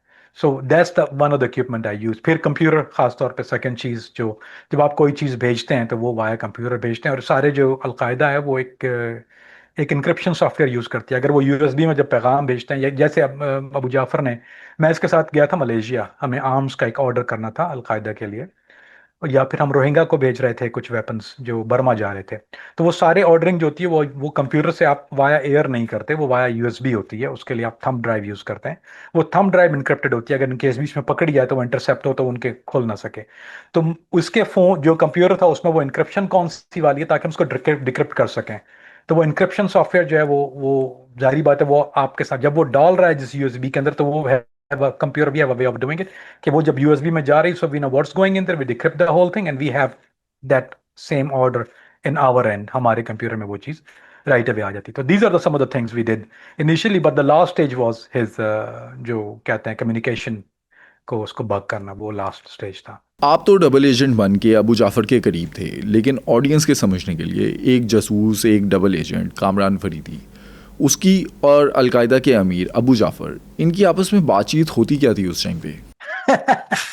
नहीं भाई, देखिए, जो जासूस है वो उस वक्त जासूस, यानी मैं, तो वो जो जासूस था वो एज जहादी भी नहीं था, मैं एज अ जहादी नहीं गया था, एज अ लॉजिस्टिक गाय गया था। तो हम बिजनेसमैन, तो मैं जो वो मुझसे पूछता था, क्योंकि मैं पहले डाइव कर चुका था, इसको डाइविंग का बहुत शौक था। तो we talk about different diving, कहाँ दुनिया में होती है, कहाँ होती है, क्या होती है, तो हमारे दिलचस्पी के उमूर, क्योंकि दोस्ती एक जगह आके, यानी देखें दो मुख्तलिफ लोग, इवन आदमी की जब शादी होती है, this is call it as a marriage too, हम इसको एज अ मैरिज रेफर ही करते हैं। तो इवन मियाँ बीवी जो हैं वो दुनिया के दो अलग खत्ते से या कौम से भी ताल्लुक रखते हैं। मेरी बीवी है वो दुनिया की अलग जगह से है, लेकिन उनमें एक और जो पिछले हैं वो भी कहीं कहीं इधर उधर से ही हैं, कभी आप यहाँ तो किया नहीं मैंने काम। तो वो एक एक जगह आते हैं, with you communicate with that partners of yours, वो कहाँ होता है उसको कहते हैं बाहमी दिलचस्पी के उमूर। कहीं ना कहीं आपके आपका एक, हम और मैं और आप बात करते हैं, मैं से पूछना अली भाई वो फलां माइक कैसा है, तो हमारा भी एक एक आंकड़ा जाके कहीं मिलता है ना। आप मीडिया से हैं, मैं यहाँ से हूँ, तो मैं आपसे पूछता हूँ कि आपसे माइक का पूछना है तो मैं आपसे पूछूंगा, या मेरा एक भाई है छोटा जिसका मैं जिक्र करता हूँ, मुझे मेरा गार्डियन एंजल है, उसको अगर ऑफ रोड एक जीपीएस चाहिए होता है, यानी जो टेक्सटिंग के लिए वो कौन से इक्विपमेंट है, तो वी ऑलवेज टॉक अबाउट, हालांकि हमारी दुनिया की दोनों की लाइन बिल्कुल लगे, आपकी मेरी लाइन बिल्कुल लगे, but we talk about this kind of thing. So same way, जब मैं अबू जाफर के साथ बात कर रहा हूँ, तो मैं अबू जाफर से बात कर रहा हूँ सीरिया, मैं अबू जाफर से बात कर रहा हूँ अमूर मुजाहिदीन, मैं अबू जाफर से बात कर रहा हूँ तो मसला दाइश का और फड्डा, कौन क्या कर, this is what my question. उसके उसके सवाल टेक्निकल, ड्रोन, उसके सवाल है कम्युनिकेशन, उसके सवाल है स्क्रैम्बलर सिस्टम, उसके सवाल है नाइट विजन स्कोप। अच्छा, जो उसको चाहिए वो मुझसे पूछ रहा है, जो मुझे चाहिए मैं उससे पूछ रहा हूँ। सो वी ऑलवेज, यानी हम लोग एडीएचडी की एक बहुत बेहतरीन मिसाल कह लीजिए, जहाज जहाज जहाज, कम्युनिकेशन कम्युनिकेशन। सो क्योंकि ये दोनों एक जगह आके मिलते हैं ना, he needs it, I have it, I have it, he needs it. तो हम वो उमूर पर जाके बात करते हैं। देन उसके अलावा we talk about girls too. ऐसा नहीं है, नहीं यू नो फलां लोग जाके लड़कियां बहुत खूबसूरत होती हैं, हलफ की लड़के से शादी, और ये मसरी से कभी शादी नहीं करना, वो बताया गया। मैं मसरी लड़की का मुझे रिश्ता आया हुआ था, उस वक्त एक शेख ने मुझे रिश्ता दिया, तो वी लाफ अबाउट उसको। तो बोलता है ना ना आखिर ना, नेवर मैरी इजिप्शियन। पता है क्यों? बोलता है तुम जो है वो फिर किसी काम के नहीं रहोगे, वो सारा दिन जो है निकलने नहीं देगी, बहुत टेरिटोरियल होती हैं। So we talk about like normal people, we talk about girls, we talk about women, we talk about कहाँ की लड़कियां खूबसूरत होती हैं, कहाँ की लड़कियां खूबसूरत नहीं होती, कहाँ की लड़की से दूर रहना चाहिए, पाकिस्तानी लड़की से दूर क्यों, सॉरी, कहाँ फला फला जगह की लड़की से दूर क्यों जबान फिसल गई थी, डाल दीजिएगा कोई मसला नहीं है, लेकिन फिसल गई थी। क्यों करना चाहिए, और इदलिब की लड़की से शादी क्यों करनी चाहिए? अब इदलिब की लड़की से शादी, अब this is always the thing. So जब हम लाइट मोड में बैठे हैं, कहवा पी रहे हैं, चाय पी रहे हैं, जो कि वी ऑलवेज डू, हम कुनाफे खा रहे हैं, या अमाली, एक बहुत अच्छी डिश होती है, इजिप्शियन डेजर्ट होता है, वी ऑलवेज लव कुनाफा और अमाली। तो हम वो खा रहे हैं, तो then we discussing about girls and women and all that thing and how beautiful they are, याद याद, वो शादी के लिए, कोई गलत काम के लिए नहीं। और फिर जब हम सीरियस बैठे हुए हैं या कुछ और उमूर में, तो फिर भी टॉक अबाउट गैजेट्स क्या होने चाहिए, what keep you protected, what keep you safe. And is telling me, इस रीजन में तुम जाओगे तो जब यमन जाओ तो यहाँ ये प्रोटेक्शन यूज करना है, इस ग्रुप के साथ रहना, तब जब सोमालिया जाओ तो यहाँ इस रीजन में ज़्यादा तुम्हारे लिए अच्छा है, वो रीजन में मसला है। So he is giving me what I have and I am giving what I have. So सुनो, डिजिटल की ऑडियंस ने तो आपसे अबू दुजाना की लाइफ स्टोरी सुनी, लेकिन अगर समझना चाहें अबू दुजाना वर्सेस अबू जाफ़र, इन दोनों को देखते हुए इन दोनों में एक जैसी चीज़ें क्या थी और इन दोनों में फ़र्क क्या था? अबू दुजाना और अबू जाफर में सिमिलरिटी ये थी कि वो दोनों पढ़े लिखे हैं, दोनों मुजाहिद हैं, हाई लेवल के। अबू दुजाना जहाद बहुत लेट जिंदगी में है, अबू जाफर जहाद की जिंदगी में 18 साल की उम्र में, 17-18 साल की उम्र में आ गया था, ये पुराना मुजाहिद है। अबू जाफर हार्श इन्वायरमेंट में बड़ा हुआ। अबू जाफर सिकंदरिया, अलेक्जेंड्रिया इंग्लिश में कहते हैं, सिकंदरिया मिस्र की एक जगह है जहाँ अखवान की बहुत मेजोरिटी है, इसके सारे असातिज़ा वहाँ के थे। सो ही वॉज, इसकी घुट्टी में जहाज था। Abu Dujana took it in a very long time after his, इस दुनियावी लाइफ के बहुत अरसे के बाद वो आए। अबू दुजाना आते ही टास्क में चले गए। अबू जाफर बहुत अरसे तक रहा और बहुत बाद में टास्क में गया। तो यानी 18 साल से लेके मेरा ख्याल है 32, 33, 34 साल तक तो ही was not practically involve in active missions. तो ही वॉज इन, यानी इसकी लर्निंग लाइफ जो है, इसकी लर्निंग लाइफ जहाद की, और इसकी जो जोग्राफी है वो बहुत अच्छी थी। और इसकी ज्योग्राफी बहुत अच्छी होने की वजह ये थी कि he was travelling all over. Abu Dujana was not a very well travelled guy, he didn't travel, उन्होंने कई जगह ट्रेवल नहीं किया। उन्होंने जॉर्डन से, जॉर्डन में रहे, फिर जॉर्डन के बाद वो अफगानिस्तान, यानी ऐसा नहीं था कि सच कहीं वो ही वॉज। सो अबू अबू जाफर वो सूडान में देखो तो अबू जाफर है, कभी यमन में देखो अबू जाफर है, वो जहाँ जहाँ आप देखोगे तो वो चैड में। इस हद तक के इसने, यानी ये पैसों के लिए मोजिद था। I mean kind guy, just to give you mind idea. Abu Dujana कभी बहुत स्ट्रिक्ट लाइन पे चलते थे। अबू दुजाना का एक मसला ये था कि वो अगर दीन से बिल्कुल हटके कोई थोड़ा सा भी, यानी वो ग्रे एरिया पे बिलीव नहीं करता। Abu Jafar will go to the grey area. जैसे मिसाल के तौर पे मैं आपको एक मिसाल देता हूँ, एक जगह पैसे की जरूरत पड़ी थी, एक बहुत बड़ी फंडिंग चाहिए थी, मैं सूडान के अंदर पैसे की जरूरत थी, बहुत लंबा पैसा चाहिए था, ओवर $1 मिलियन चाहिए था कैश, हैंडी नहीं था उस वक्त।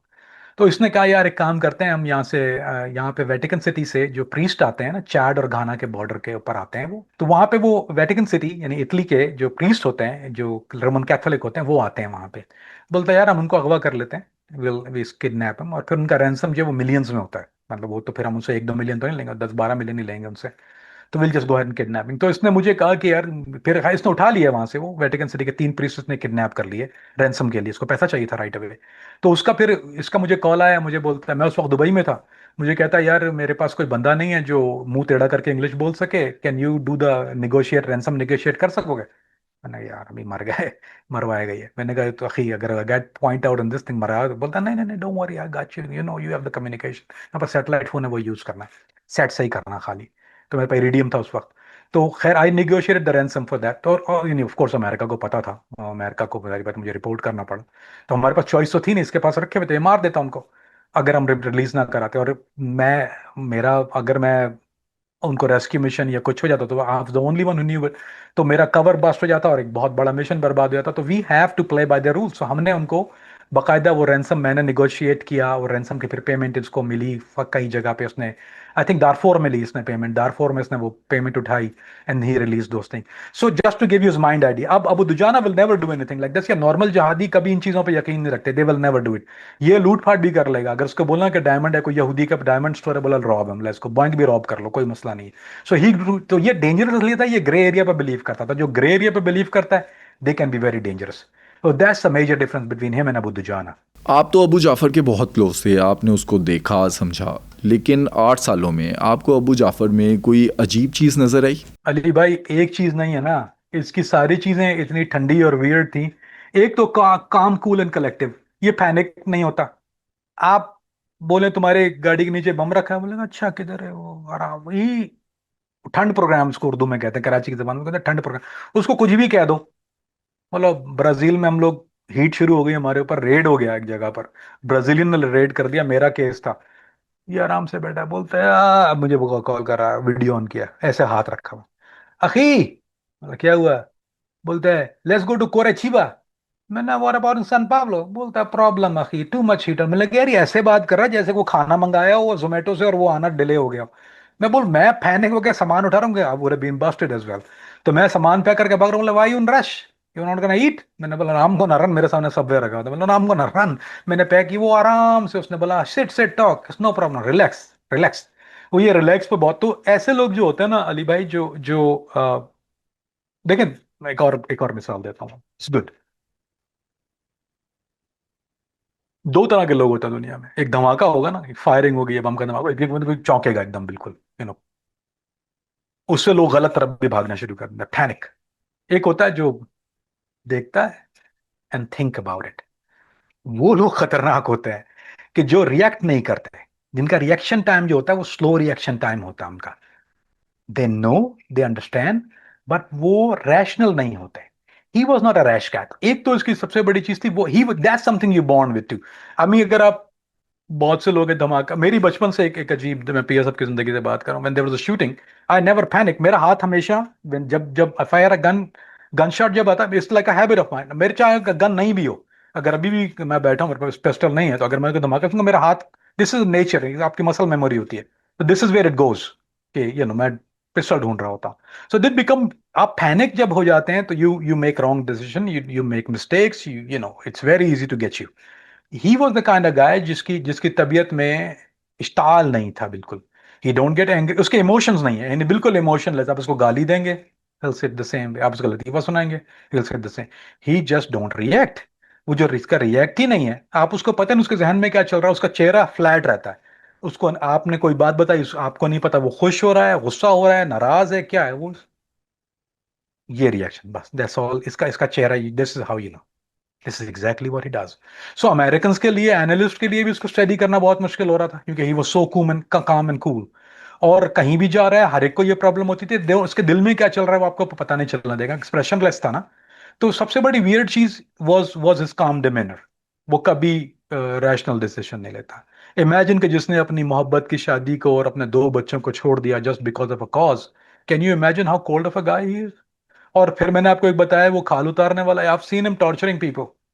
अभी ये कर रहा है तो सर्जरी कर रहा है, ये किससे बात भी कर रहा है, मैंने उसको इंटेरोगेट करते हुए देखा, एक लड़के को ये शक शुबह में लेके आए हुए थे, मुखबरी के शुबह में उसको लेके आया।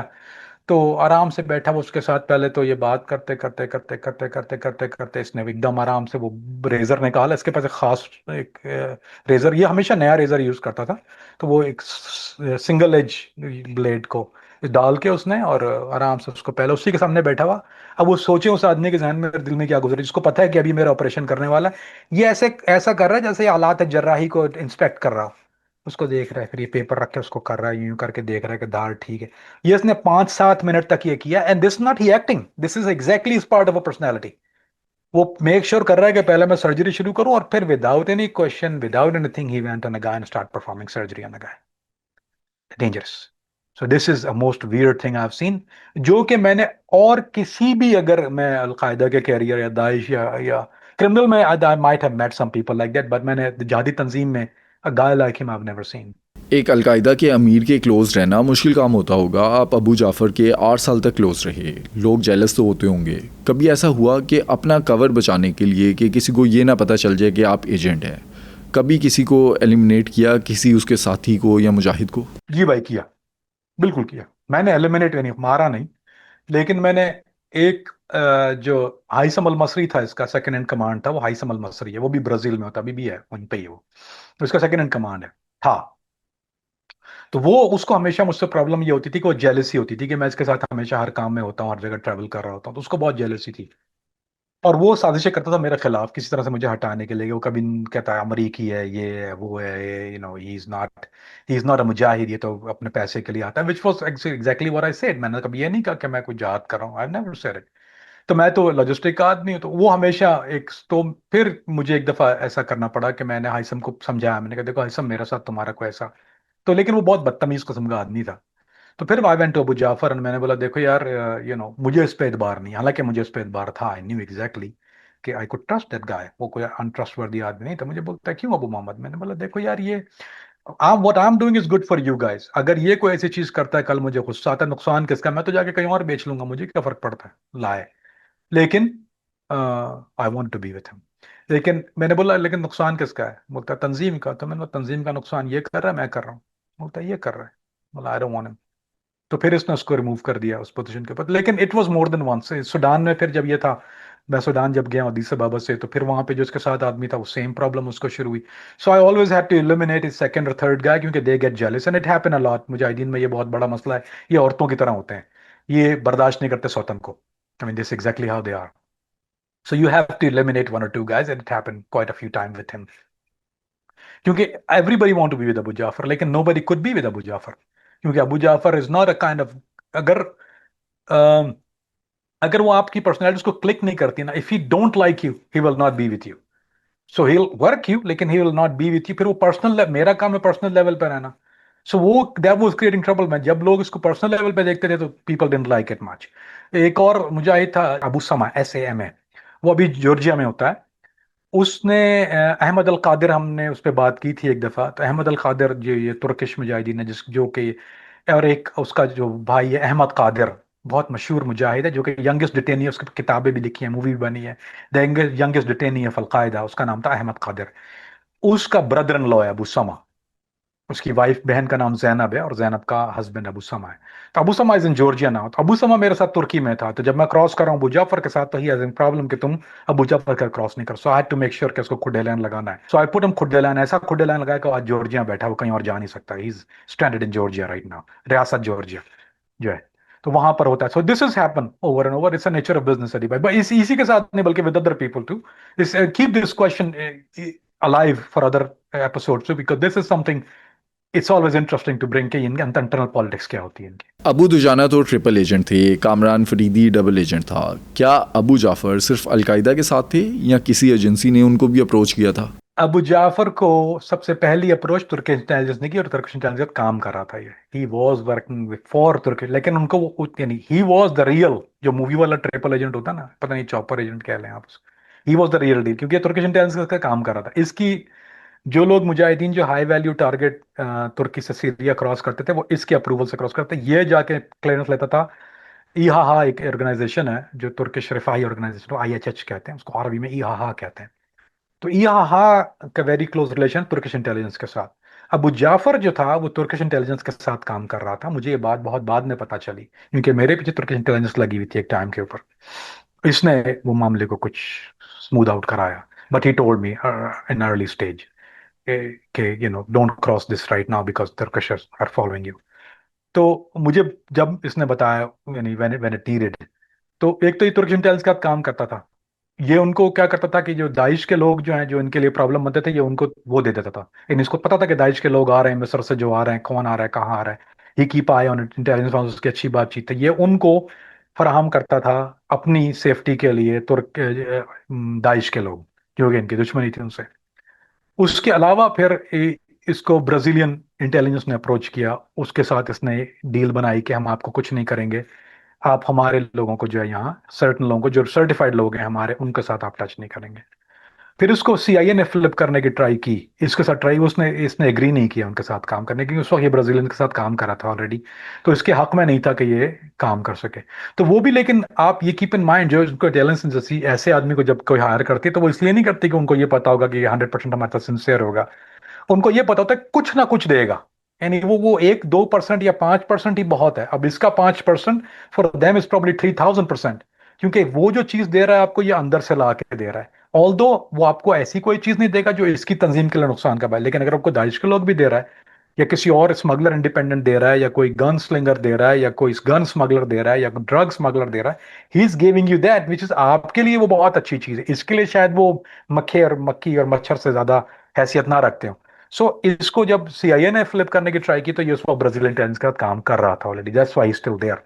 तो ये उनको, लेकिन वो ये शेर है ना, शेर की दोस्ती है ना, आप जब तक गोश्त डालते रहेंगे वो मुतमईन रहेगा, वरना आपको खा जाएगा। तो इसने ही वर्क विद ऑलमोस्ट एवरीबॉडी, जिसने सीआईए के अलावा इसने, मेरे ख्याल से सबके साथ जिसने उसको अप्रोच किया उसने काम किया, क्योंकि ही स्टे अलाइव। इसने सूडान था, ये सूडान में पकड़ा गया था ये, 2 दिन के बाद बाहर आ गया। मैं पकड़ा गया, मेरे बाल खड़े में यार, मेरा बंदा पकड़ा गया, 2 दिन के बाद कॉल करता, अखी सलाम अलैक केफ या अखी। तो मुझे प्ले कर रहा था बैकग्राउंड में, एक बहुत मशहूर नशीद है, शेख अबू, आई थिंक सैयद कुतुब की बहन ने वो पढ़ी थी, अगर सुनिएगा, और कभी अगर किसी ने नहीं सुनी तो जरूर सुनिएगा। बहुत खूबसूरत चीज है, उसका नाम है, उसका उन्वान है अखी अंता हुर्रन। तो ये अखी अंता हुर्रन बैकग्राउंड में प्ले कर रहा था कि "ए मेरे ब्रदर, यू आर इन सजन, आप जेल में हैं"।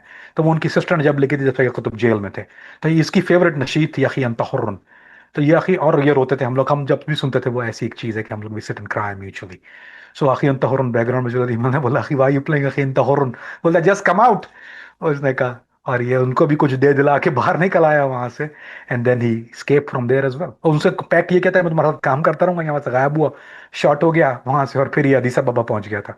सो he was the kind of guy. Abu Jafar तो दुनिया के लिए दहशत की इलामत था। आप 8 साल तक उसके साथ थे। जो अलकायदा के दूसरे मेंबर होते थे, जो करीबी लोग थे, क्या वो भी डरते थे अबू जाफ़र से?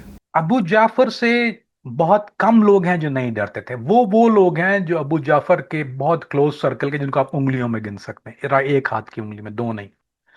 हर किसी के ऊपर एक दहशत की अलामत था, क्योंकि अगर इसको शक हो गया कहीं भी, एक रत्ती भी, तो ये सबूत नहीं देखता था। इसका कॉल ये था कि टाइम क्यों जाया करें, बाद में माफी मांग लेंगे आखिर, गिरा दो, ये उठा लेता था। अच्छा, अगर इसने उठा भी लिया, और बाज दफा इसको, इसके पास शवाहिद भी हैं, तो ये फिर इंटेरोगेट करता था। इंटेरोगेशन इसकी मशहूर थी, ये खाल उतारने वाला, he was very good at taking skin. अब आप जिंदा हैं और ये इस खाल उतार रहा है, बहुत तकलीफ दे चीज है यार। उफ। अगर आप देख भी लेना कोई आप में से, तो मेरा नहीं ख्याल कि रात को सोएगा दोबारा। तो एक तो ये सबको पता था कि ये क्या करता है, फिर इसके साथ अगर आप ताल्लुक में है तो ये आपको पूरा, आपकी बैकग्राउंड मारेगा, सब कुछ सर्च करेगा, और उसको शक हो गया, you are dead with a lot of torture. तो इससे लोग घबराते थे बहुत ज्यादा। सिर्फ जो कुछ गिनती के लोग थे जो जो इसके पास, I was one of the one जिससे मेरी इसकी दोस्ती थी। He was a, I mean still is, he is a friend of mine. तो दैट्स डिफरेंट, फिर आप जाहिर बात है, you don't look at him as the monster he is. Same thing with me, Ali bhai. I give you a stupid joke and it's a true thing.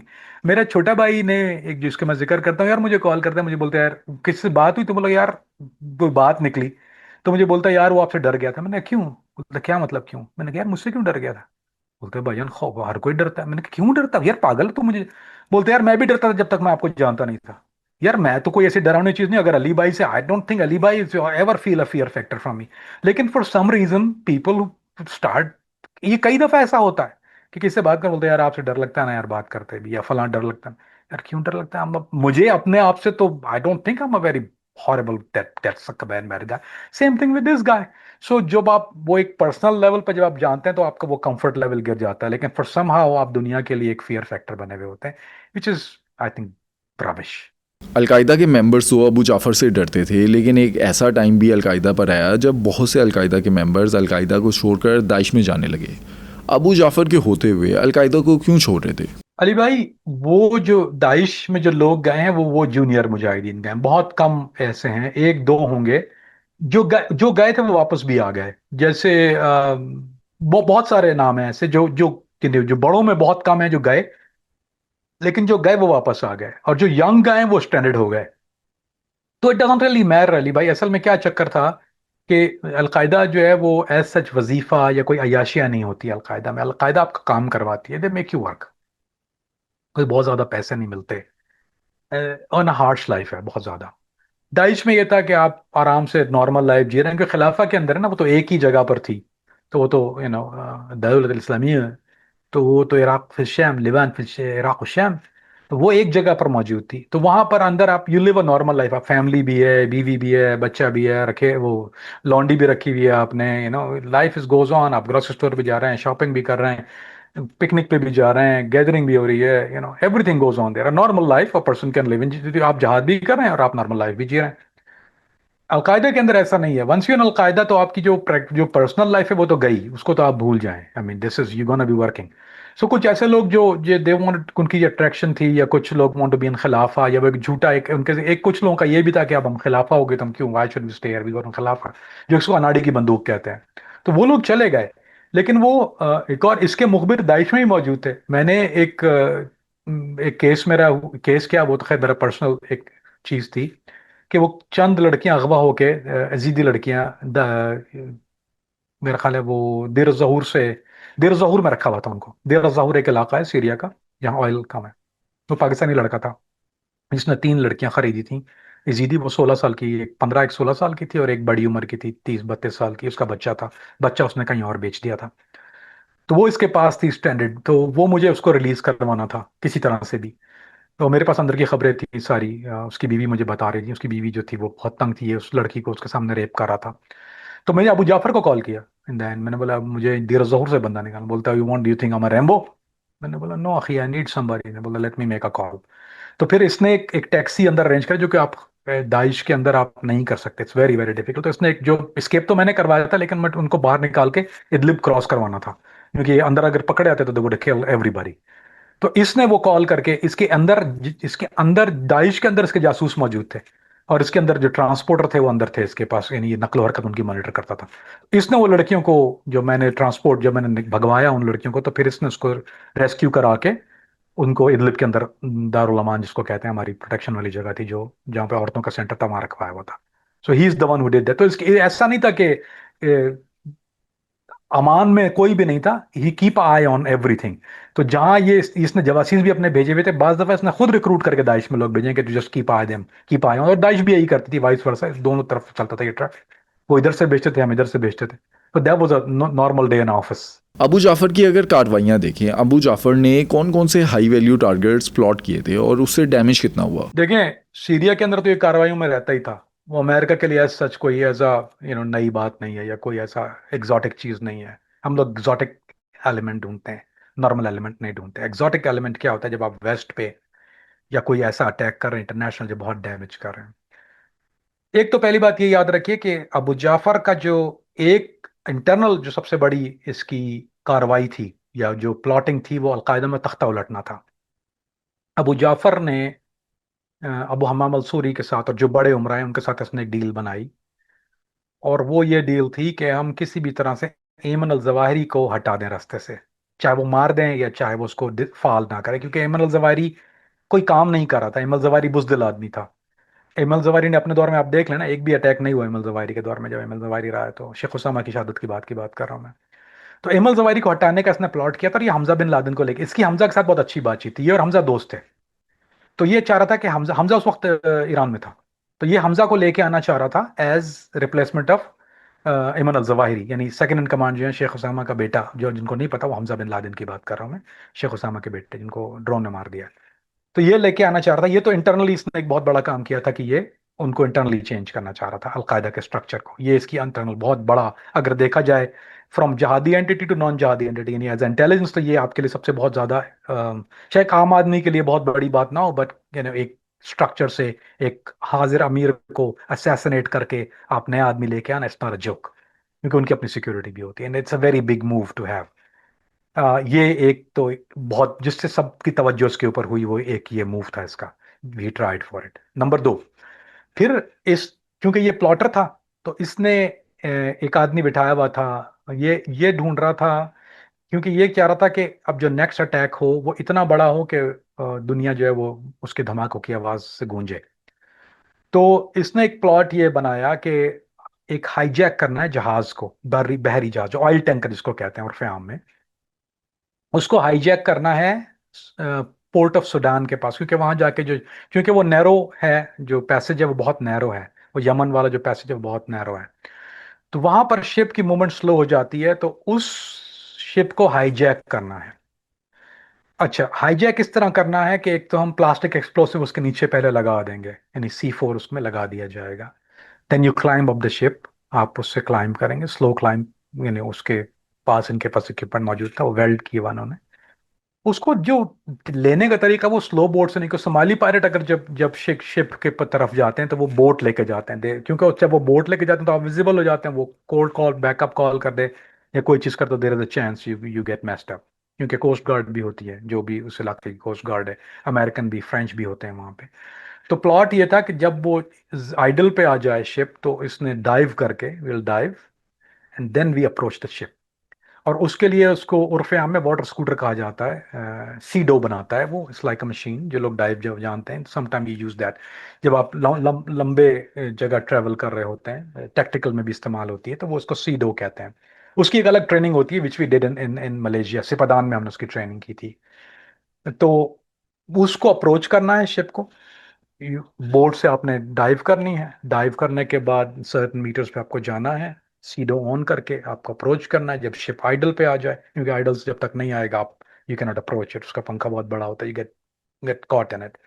जब idol पे आ जाता है तो देन यू कॉट, आप उसको C4 लगाएं, you climb up the ship, जिसमें से 3 या 4 लोग जो हैं वो अंदर चले जाएंगे, जो मेन आदमी, जिन्होंने, जो सबसे सबसे तैयार लोग हैं, वो 4 अंदर चले जाएंगे। You let the captain know कि हमने C4 लगा दिया, if you not gonna do what he ask him to do, हम C4 ब्लो अप करके, तो अगर आप सोचें ऑयल टैंकर में अगर आप C4 लगा एक्सप्लोड कर दें, तो कैन यू इमेजिन के, देखें जो 9/11 में बिल्डिंग में जो जहाज लगे थे, बहुत से लोगों को शायद ये बात समझ में नहीं आती, वो जहाज हिट करने का जो इम्पैक्ट था वो एक इम्पैक्ट अपनी जगह था, लेकिन वो इम्पैक्ट स्ट्रक्चर डैमेज नहीं किया था, जो स्ट्रक्चर डैमेज किया था वो उसकी वजह थी, वो हीट थी।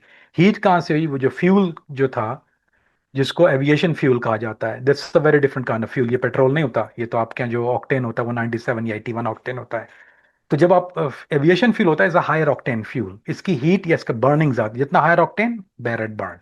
सो 9/11 जब स्ट्रक्चर पे हिट किया, तो वो स्ट्रक्चर के ऊपर जब फ्यूल बर्न जब हुआ, जो जहाज का जितना जो फ्यूल था, एविएशन फ्यूल, जब उसने बिल्डिंग को जलाया, जब जलाने के बाद वो जो मेटल था वो मेल्ट हुआ, और वो बिल्डिंग, जो लोग कहते हैं ना वो एक्सप्लोजिव एक्सप्लोसिव लगा था, ना ना ना, वो एक्सप्लोसिव से नहीं हुआ, इम्पैक्ट से नहीं हुआ था, कोई एक्सप्लोसिव नहीं था, that was the aviation fuel से उसका मेटल हीट अप इतना हो गया था कि वो मेल्ट होना शुरू हुआ, देन इट ढह डाउन, जैसे वो डायना कहते हैं ना, यानी वो एक तरह से नीचे करके गिर गया था, तो कॉन्स्पिरेसी पे लाना था 1,000 दफा। That's how it got done.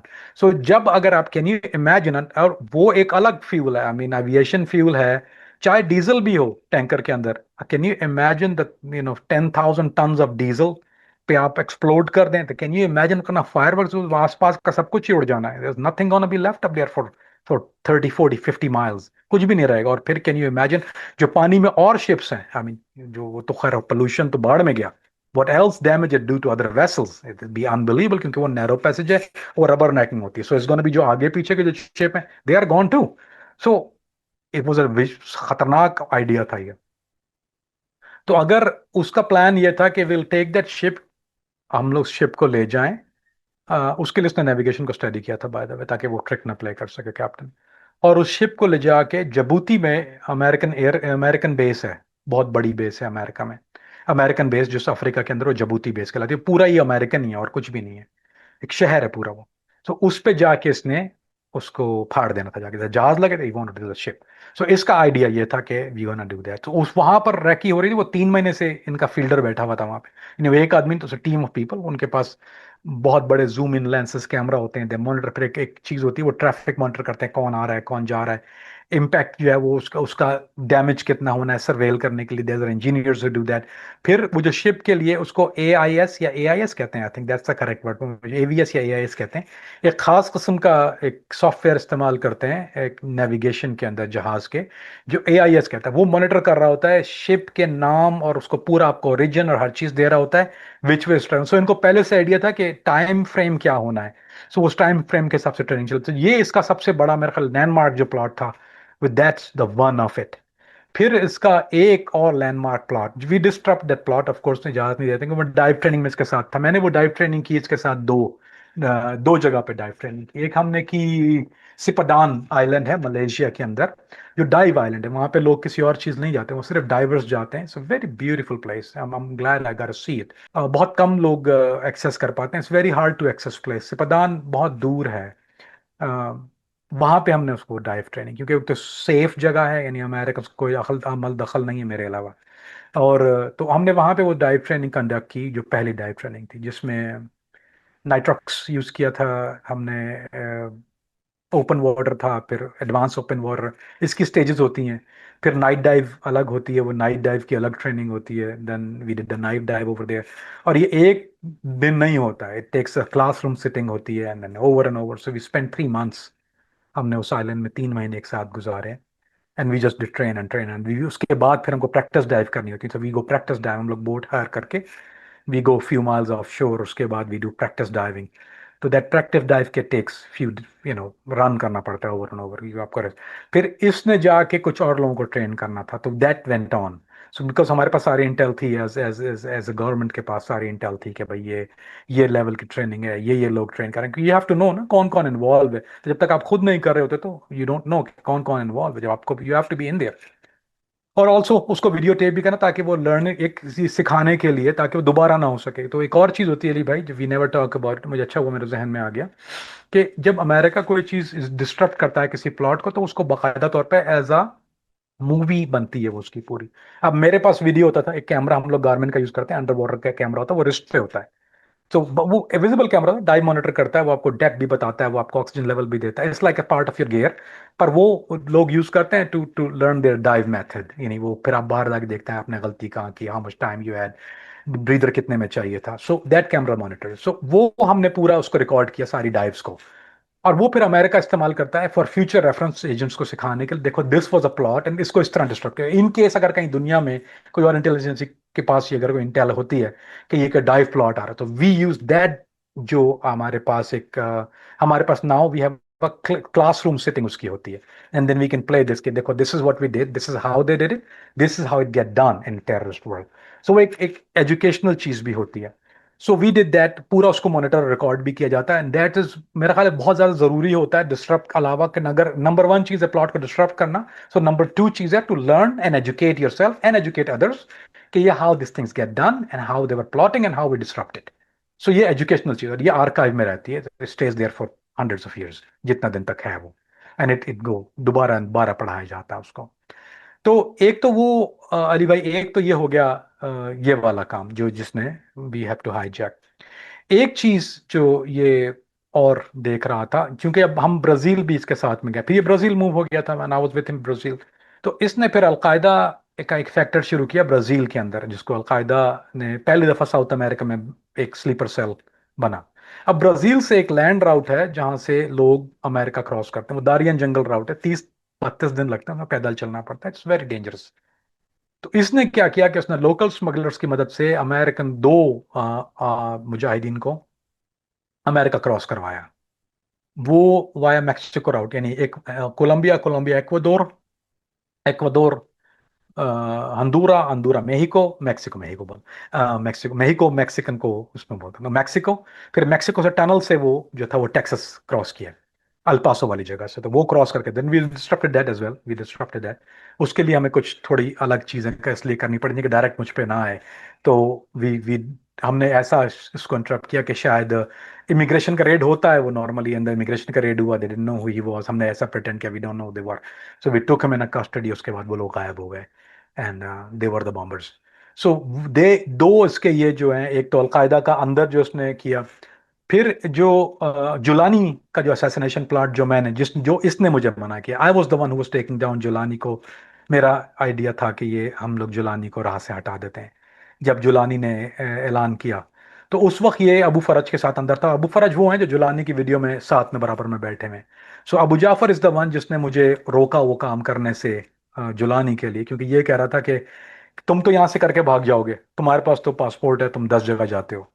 जो यहाँ पर मुजाहिदीन है उनका कत्लेआम कर देगी उसके बाद, जो सूरी मुजाहिदीन है या हयात तहरीर शाम वाले जो मुजाहिदीन का।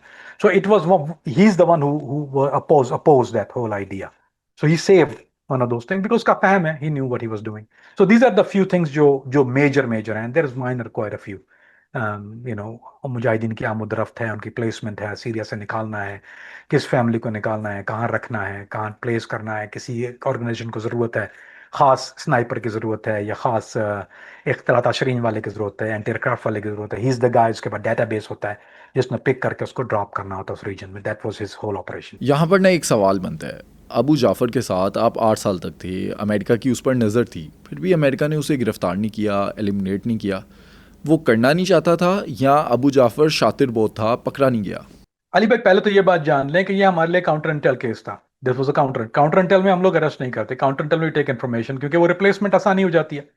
सो ये काउंटर इंटेल कर रहा था, यानी he was providing intelligence, we was taking it, we were using it, disturb कर रहे थे। अगर आप सोचिए कि अगर हम इसको पहले स्टेज में ही पकड़ लेते या पहले स्टेज में इसका असैसन कर देते, कुछ हो जाता, एलिमिनेट कर देते, कुछ भी कर देते, तो कोई और आदमी इसकी जगह लेता, अब पता नहीं मैं उससे मिल पाता या बात कर पाता, या वी डोंट नो ना, हम जुआ खेल रहे हैं।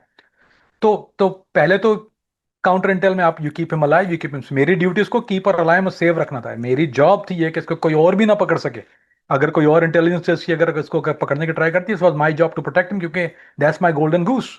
ये तो सवाल नहीं पैदा आप इसको टच कर सकें। So he was under my protection, he was under American protection. ये तो नंबर वन चीज है। अच्छा, जब ये प्लॉटिंग शुरू हुई तो आई प्रेजेंट द आइडिया कि हम लोग डाइव जब करेंगे तो आई टू, इसका जो ऑक्सीजन पाइप है मैं काट दूंगा, क्योंकि ये मेरा आइडिया ये था कि जाहिर बात है अगर ये गया तो ये, अगर इसने फाड़ दिया, क्योंकि देयर इज ऑलवेज, हम लोग जब भी कोई चीज़, अली भाई, जब हम लोग प्लान करते हैं तो देखें, कोई चीज़ 100% तो नहीं होती ना। यू डीलिंग विद ह्यूमंस, जो कि दूसरा आदमी है, आपका घर का प्लॉट तो नहीं है कि आप अमेरिका में एवरीथिंग कंट्रोल, आप ओवरसीज कर रहे हैं, there is million thing could happen, he slip away, कुछ भी हो गया, we have to disturb that plot. तो मेरा आइडिया ये था, मैंने कहा देखो, let me cut the tube, इसकी ऑक्सीजन ट्यूब, मैं डाइव में जाऊंगा, I had a knife with me, मैं इसका ऑक्सीजन ट्यूब काट दूंगा and then call it a day, ये ड्रोन हो जाएगा, तो वहाँ शार्क्स भी हैं, खा लेंगे इसको, एंड ऑफ द स्टोरी। तो अमेरिकन का कहना यह था कि देखो, अ, अगर तुमने किया, वी राइट नाउ, हमें उस वक्त सारे ऑपरेटिव, इसने मुझ तक डिस्क्लोज नहीं किए थे कि और लोग जो दूसरी जगह ट्रेनिंग कर रहे हैं, हम लोग तो कुछ कम लोग थे, जो कुछ के जो अदर ऑपरेटिव थे वो तुर्की में डाइव ट्रेनिंग करते, we didn't know who they were, इस ना मैं इससे पूछ सकता था ना ये मुझे बता रहा था, वो ऑपरेशन की अपनी एक सीक्रेसी होती है। सो बोलते हैं कि if they decide to go, अगर कोई बैकअप टीम है हमें पता नहीं है, we don't know if there is a backup team, could be possible, क्योंकि अलकायदा एक प्लॉट में बैकअप टीम रखती है हमेशा।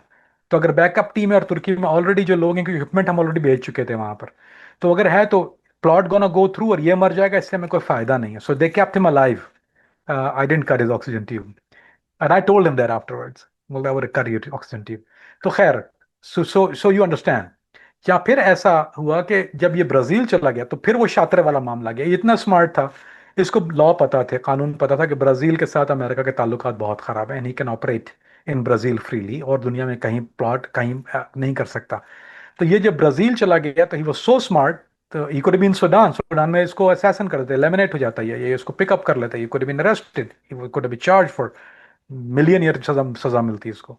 तो ये ब्राजील इसलिए गया कि इसको पता था कि American are after him, and then American can not touch him in Brazil, क्योंकि तुर्किश इंटेलिजेंस ऑलरेडी इसके पीछे थी वहां पे, एंड दे न्यू कि they were sharing intelligence with American. तो ये वहां से ब्राजील गया, तो ये इसका अब ये शातिर, आई मीन ये इसकी शातिराना चीज है। American didn't do it because they didn't want to, then he became smarter and he went to the country where they couldn't touch him, and he's still operating out today as is, कोई इसको touch नहीं कर सकता, नहीं help. अब इसके पास जो intelligence होती है वो प्रोवाइड की ब्राजील इंटेलिजेंस की होती है, तो आप इसको वैसे भी पहुंच नहीं सकते। ही मूव अलाउंग अलॉट, ये मूविंग टारगेट है, एक जगह ठहरता नहीं है। I try to talk to him, he don't stay at one place. तो ही इज स्मार्ट, आपको कहना चाहिए, पर American didn't want to touch him. इतने साल आप अबू जाफ़र के क्लोज थे, इन 8 सालों में अबू जाफ़र आपको जज क्यों नहीं कर सका कि आप एक जासूस हैं? अली भाई, इसका एक तो आसान चीज है, because I M awesome, that's why I am the best.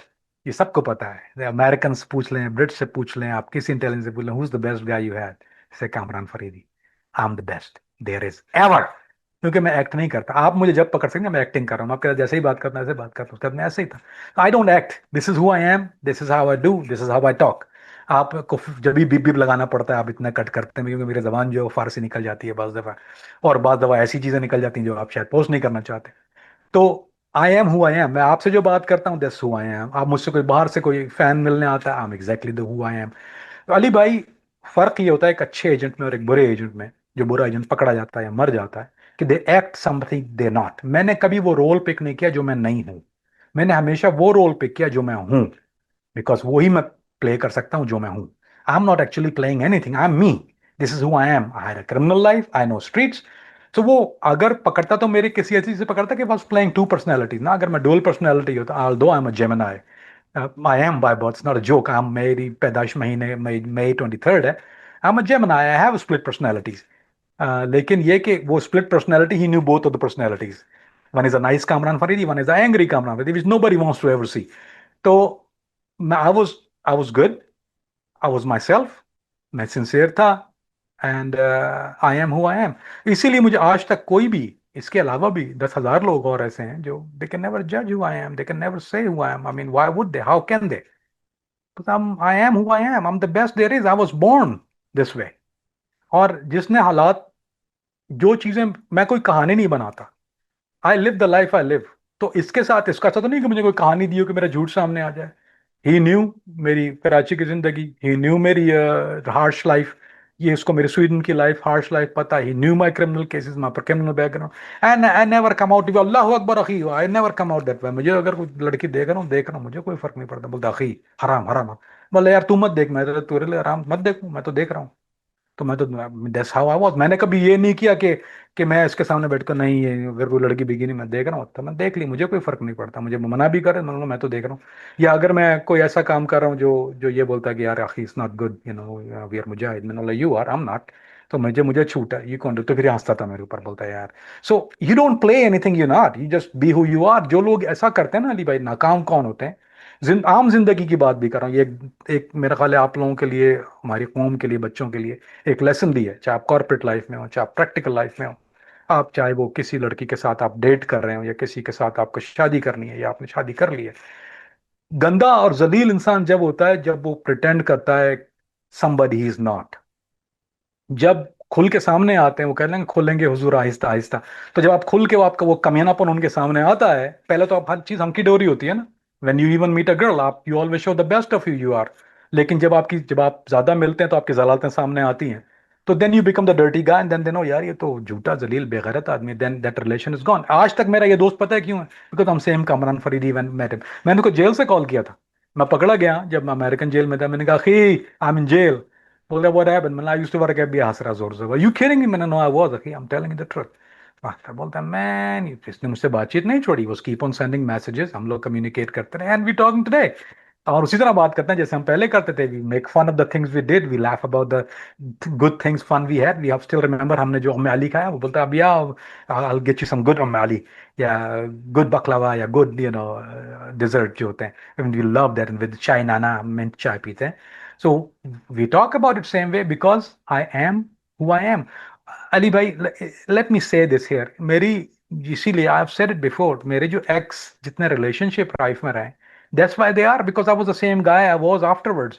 So when you don't play somebody you not, life is easier। चाहे वो कॉर्पोरेट में हो, चाहे वो रिलेशनशिप में हो, चाहे वो आप टेररिस्ट ऑर्गेनाइजेशन के साथ हो, चाहे वो इंटेलिजेंस एजेंट हो, कुछ भी कर रहे हो आप, be who you are, you will be successful in life. इसके पैसे लूंगा नेक्स्ट टाइम में बताने। आज 2025 में अबू जाफ़र का क्या स्टेटस है? क्या अबू जाफ़र आज के दिन पर कोई कार्रवाइयाँ कर रहे, किसी मिशन पर है? अबू जाफर जब तक मर नहीं जाएगा वो काम पे रहेगा। ये तो उसका एक अहद है, ये उसकी कसम है। वो कभी नाम आम जिंदगी, क्योंकि उसने आम जिंदगी जी हुई है। जब ऐसी पोजीशन पे लोग आ जाते हैं, तो अली भाई उनके पास टर्न बैक, ऐसा तो नहीं है कि कल अमेरिका गुनाह माफ कर देगा, वो छोड़ेगा। अगर ये बोले मैं रिटायर हो रहा हूँ तो अमेरिका भूल जाएगा। जो उसके ऊपर चार्जेस हैं वो तो एक्टिव है ना, ही इज मोस्ट वांटेड, वो तो कहीं लिस्ट जाती नहीं है ना। जब आप अमेरिका मोस्ट वांटेड लिस्ट में आ जाते हैं, तो वो आ तो जाते हैं, बाहर नहीं जाते, वो आप वैसे ही रहते हैं। यू हैव टू बी, इसमें कोई स्टैच्यू ऑफ लिमिटेशन भी नहीं है। हर क्राइम की एक स्टैच्यू ऑफ लिमिटेशन होती है, मर्डर के अलावा। आपने चोरी की, इसकी 5 साल स्टैच्यू में, अगर 5 साल के बाद उनको पता चला, they can not charge you with theft, क्योंकि वो स्टैच्यू ऑफ लिमिटेशन है। मर्डर टेररिज्म एक ऐसी चीज है कि स्टैच्यू ऑफ लिमिटेशन नहीं होती। 100 साल के बाद भी अगर आप पकड़े गए, देखें charge still for same thing. कुछ लोग हैं जो 50 30 30 चार चार 40 40 साल के बाद पकड़े गए मर्डर चार्ज के अंदर, या टेररिज्म में 20 20 साल के बाद पकड़े गए, still get charge. So he can not turn around and be the good Samaritan, he can not, वो नहीं बन सकता। He still gonna be Abu Jafar. और उसको करना भी नहीं है, ऐसा नहीं है कि he wants to, he still want to live this life, everybody even this life, इस लेवल पे वो they don't want to turn back around, उनको पीसफुल लाइफ नहीं जीती, क्योंकि फिर बहुत बोर हो जाती है लाइफ अली भाई, once you start hopping around it's very hard to sit idle. तो अभी भी एक्टिव है वो, ये स्टिल ऑपरेटिव है, ऑपरेट कर रहा है अभी अलकायदा के लिए। एक मिशन पे किस पे काम कर रहा है I don't know, he never gonna tell that to me now. अभी तो मुझे कभी मिशन तो नहीं बताएगा। मुझे पता है कि वो प्लेसमेंट कर रहा है, ये मुझे अपने जराओं से पता है कि वो अभी क्या करता है, कि उसकी जॉब ये है कि अगर किसी को सीरिया से निकाल के ब्राजील पहुंचाना है सेफ जोन के लिए, हायर एंड की बात कर रहा है, नॉर्मल कचरे की बात नहीं कर रहा। तो that's what he does, he still placed people for, क्योंकि इसके पास डेटाबेस है, जो मुजाहिदीन का डेटाबेस इसके पास होता है, इसको सबके पास कॉन्टैक्ट इसके पास मौजूद हैं, इसके पास एक सिस्टम मौजूद है कि अगर कोई आदमी किसी जगह खास इस मिशन के लिए चाहिए तो he is the guy who pick them up and place him in that part of the region. तो this is what he does. इसका मेन रीजन जो है वो मिडल ईस्ट ही है, वो वहीं पर ये ज़्यादा प्लेसमेंट करता है। उसके अलावा इसके माली में बहुत, और सुडान में बहुत अच्छे कॉन्टैक्ट्स हैं, तो some time people may need to come out of Sudan, Sudan एक सेफ जोन है अलकायदा का एज वेल।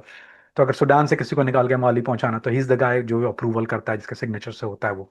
तो this is what he does now. Mission क्या कर रहा है ये कभी ना कभी नहीं बताएगा। I meet him someday, we gonna meet, ऐसा तो नहीं हम लोग नहीं मिलेंगे, वी गोना मीट। जब मेरे यहाँ के थोड़े रफड़ खत्म हो जाएंगे, I plan to go to Brazil इंशाल्लाह, अगर उसी हैं, वो बुला भी रहा है बहुत ज्यादा। सो मैं आपको एक शायद पॉडकास्ट करूं चाय पीते हुए अबू जाफर का, मुझे बोल रहा था, मैंने बोला, वो बोलता बात कर नहीं करूंगा, लेकिन we I can tell you one thing, हम लोग क्योंकि उसकी तस्वीर तो आम हो गई, is not hidden guy. So हम एक पॉडकास्ट करेंगे जिसमें सिर्फ ये चाय और मैं और हम, और दुनिया आपसे बात नहीं करेंगे किसी साहस से कायदा के मौजूद में, is not allowed to talk about that in on camera.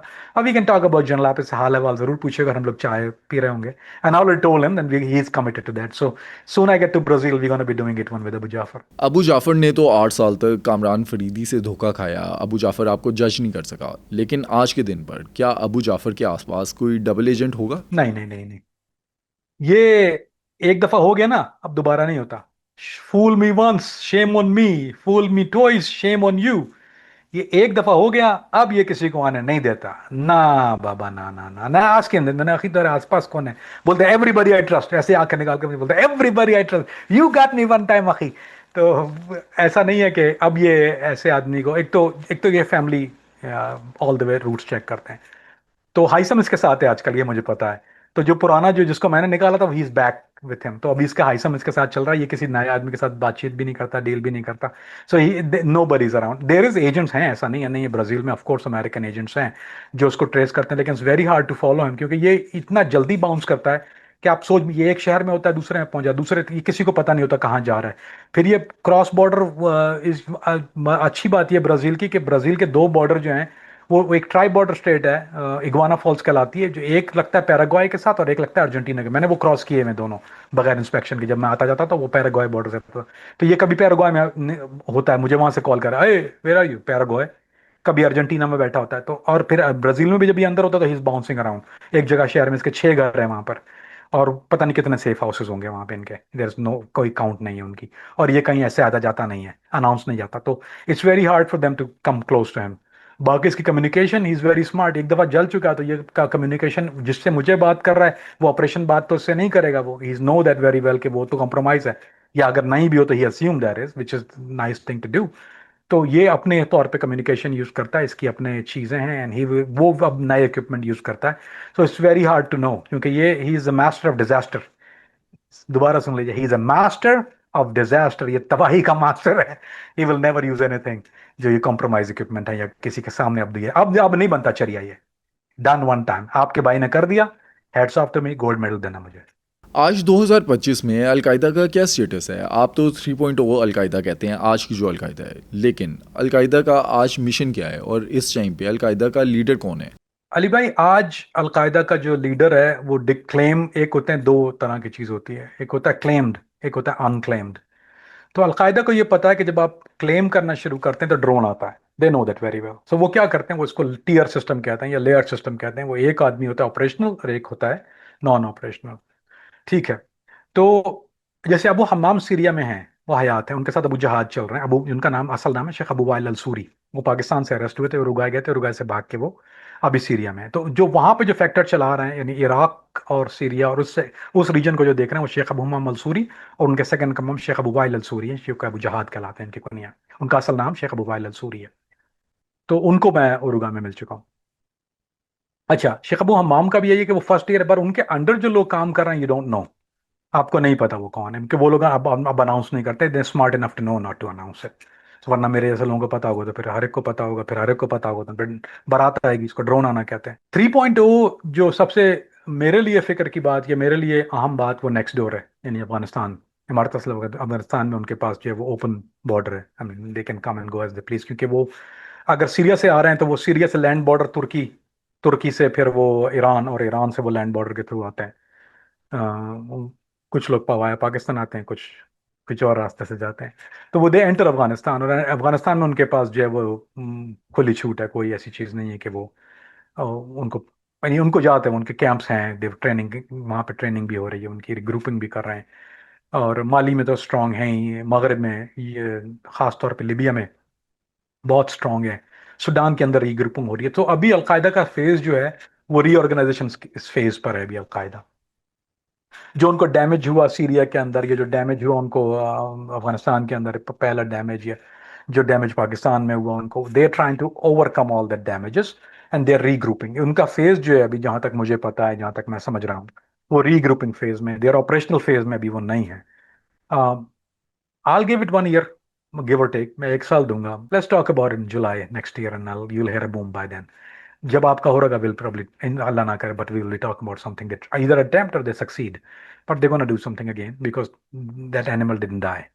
It's still strong and it's just getting stronger. 3.0 इसलिए कहता हूँ कि their second generation was better, third generation lot better। ये जहाज में पैदा हुए बच्चे हैं, ये वो नहीं है जो कहीं और से माइग्रेट करके आए थे और सीखा, ये पैदा उस माहौल में होते हैं। क्या कहते हैं कि जो बतख का बच्चा है उसको आप तैरना नहीं सिखाते, वो पैदा पानी में होता है।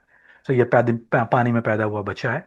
They are stronger, they are dangerous, and they are regrouping right now, they trying to figure out. Regrouping का मतलब ये होता है region, base, then sleeper cells, then you become operational. Kamran भाई, सुनो डिजिटल की ऑडियंस का आपसे एक सवाल। सुनो डिजिटल की ऑडियंस को आने वाले दिनों में कामरान फरीदी के किन किन टॉपिक्स पे पॉडकास्ट देखने को मिलेंगे? अच्छा, आने वाले दिनों में मैं ये चाह रहा था कि कुछ केसेस जो जिक्र नहीं हुए हैं, कुछ लोग लोकल केसेस हैं मेरे अमेरिका के, और कुछ इंटरनेशनल केसेस हैं। तो वो मैं अमेरिका बैठ के जिक्र नहीं कर सकता था उसका, मैंने आपको पहले बताया था शायद वो बात, कि जो एक I to topple down one of the governments, I topple down one of the Georgia state government को टॉपल डाउन किया, I took down the thing, very interesting thing how you do it, you know, एक single man single handedly taken down the whole government. So वो एक चीज़ है, how we stop the funding, how we stop this. ये कुछ ऐसे चीज़ें हैं जो समझाने के लिए लोगों को समझ, क्योंकि मुझे ज़्यादा मज़ा आता है बात करके उन लोगों से जो सीखते हैं, जिनको सीखने के लिए शौक है, उन्हीं के लिए मैं ये करता हूँ। और जो यूटिलाइज कर सके, चाहे वो मेरे बहुत से जो व्यूअर्स हैं वो लॉ स्टूडेंट्स हैं, बहुत से व्यूअर्स हैं वो क्रिमिनल जस्टिस मेजर हैं या क्रिमिनल जस्टिस पढ़ रहे हैं, कुछ ऐसे लोग जो क्रिमिनोलॉजी पढ़ रहे हैं। So those are the guys are very close to me, चाहे वो they are not very big in numbers, पर वो मेरे लिए एसेट हैं, यानी मेरे बहुत दिल से करीब हैं। और मैं चाहता हूँ कि उन लोगों को कुछ कन्वे कर सकूँ, तो and they are the one who are very very close to me. कुछ पॉलिटिकल लोग भी हैं, उनके नाम तो ले नहीं सकता, राब्ते में रहते हैं मेरे साथ, कुछ सियासत में हैं, कुछ अच्छे हैं, कुछ जूनियर हैं, वो समझ गए होंगे मैं किसकी बात कर रहा हूँ। तो वो लोग जो हैं वो सीखते हैं geopolitics, regional knowledge. So upcoming we are gonna, I think the best thing to do is इंशाल्लाह will talk about discussion, we start off from America जो केसेस थे, उसके बाद we go to the international cases और go on and on. वो एक सारी बात है, इट्स अ लेंथी प्रोसेस। तो by that is done, then will decide something else. I think we are long ways to go. आज के podcast में तो कामरान फरीदी से हमने अबू जाफर की लाइफ स्टोरी को समझा। अगले पॉडकास्ट में आप जानेंगे ईरान के मासी के वो हकाइक जो कामरान फरीदी को CIA आर्काइव्स में मिले।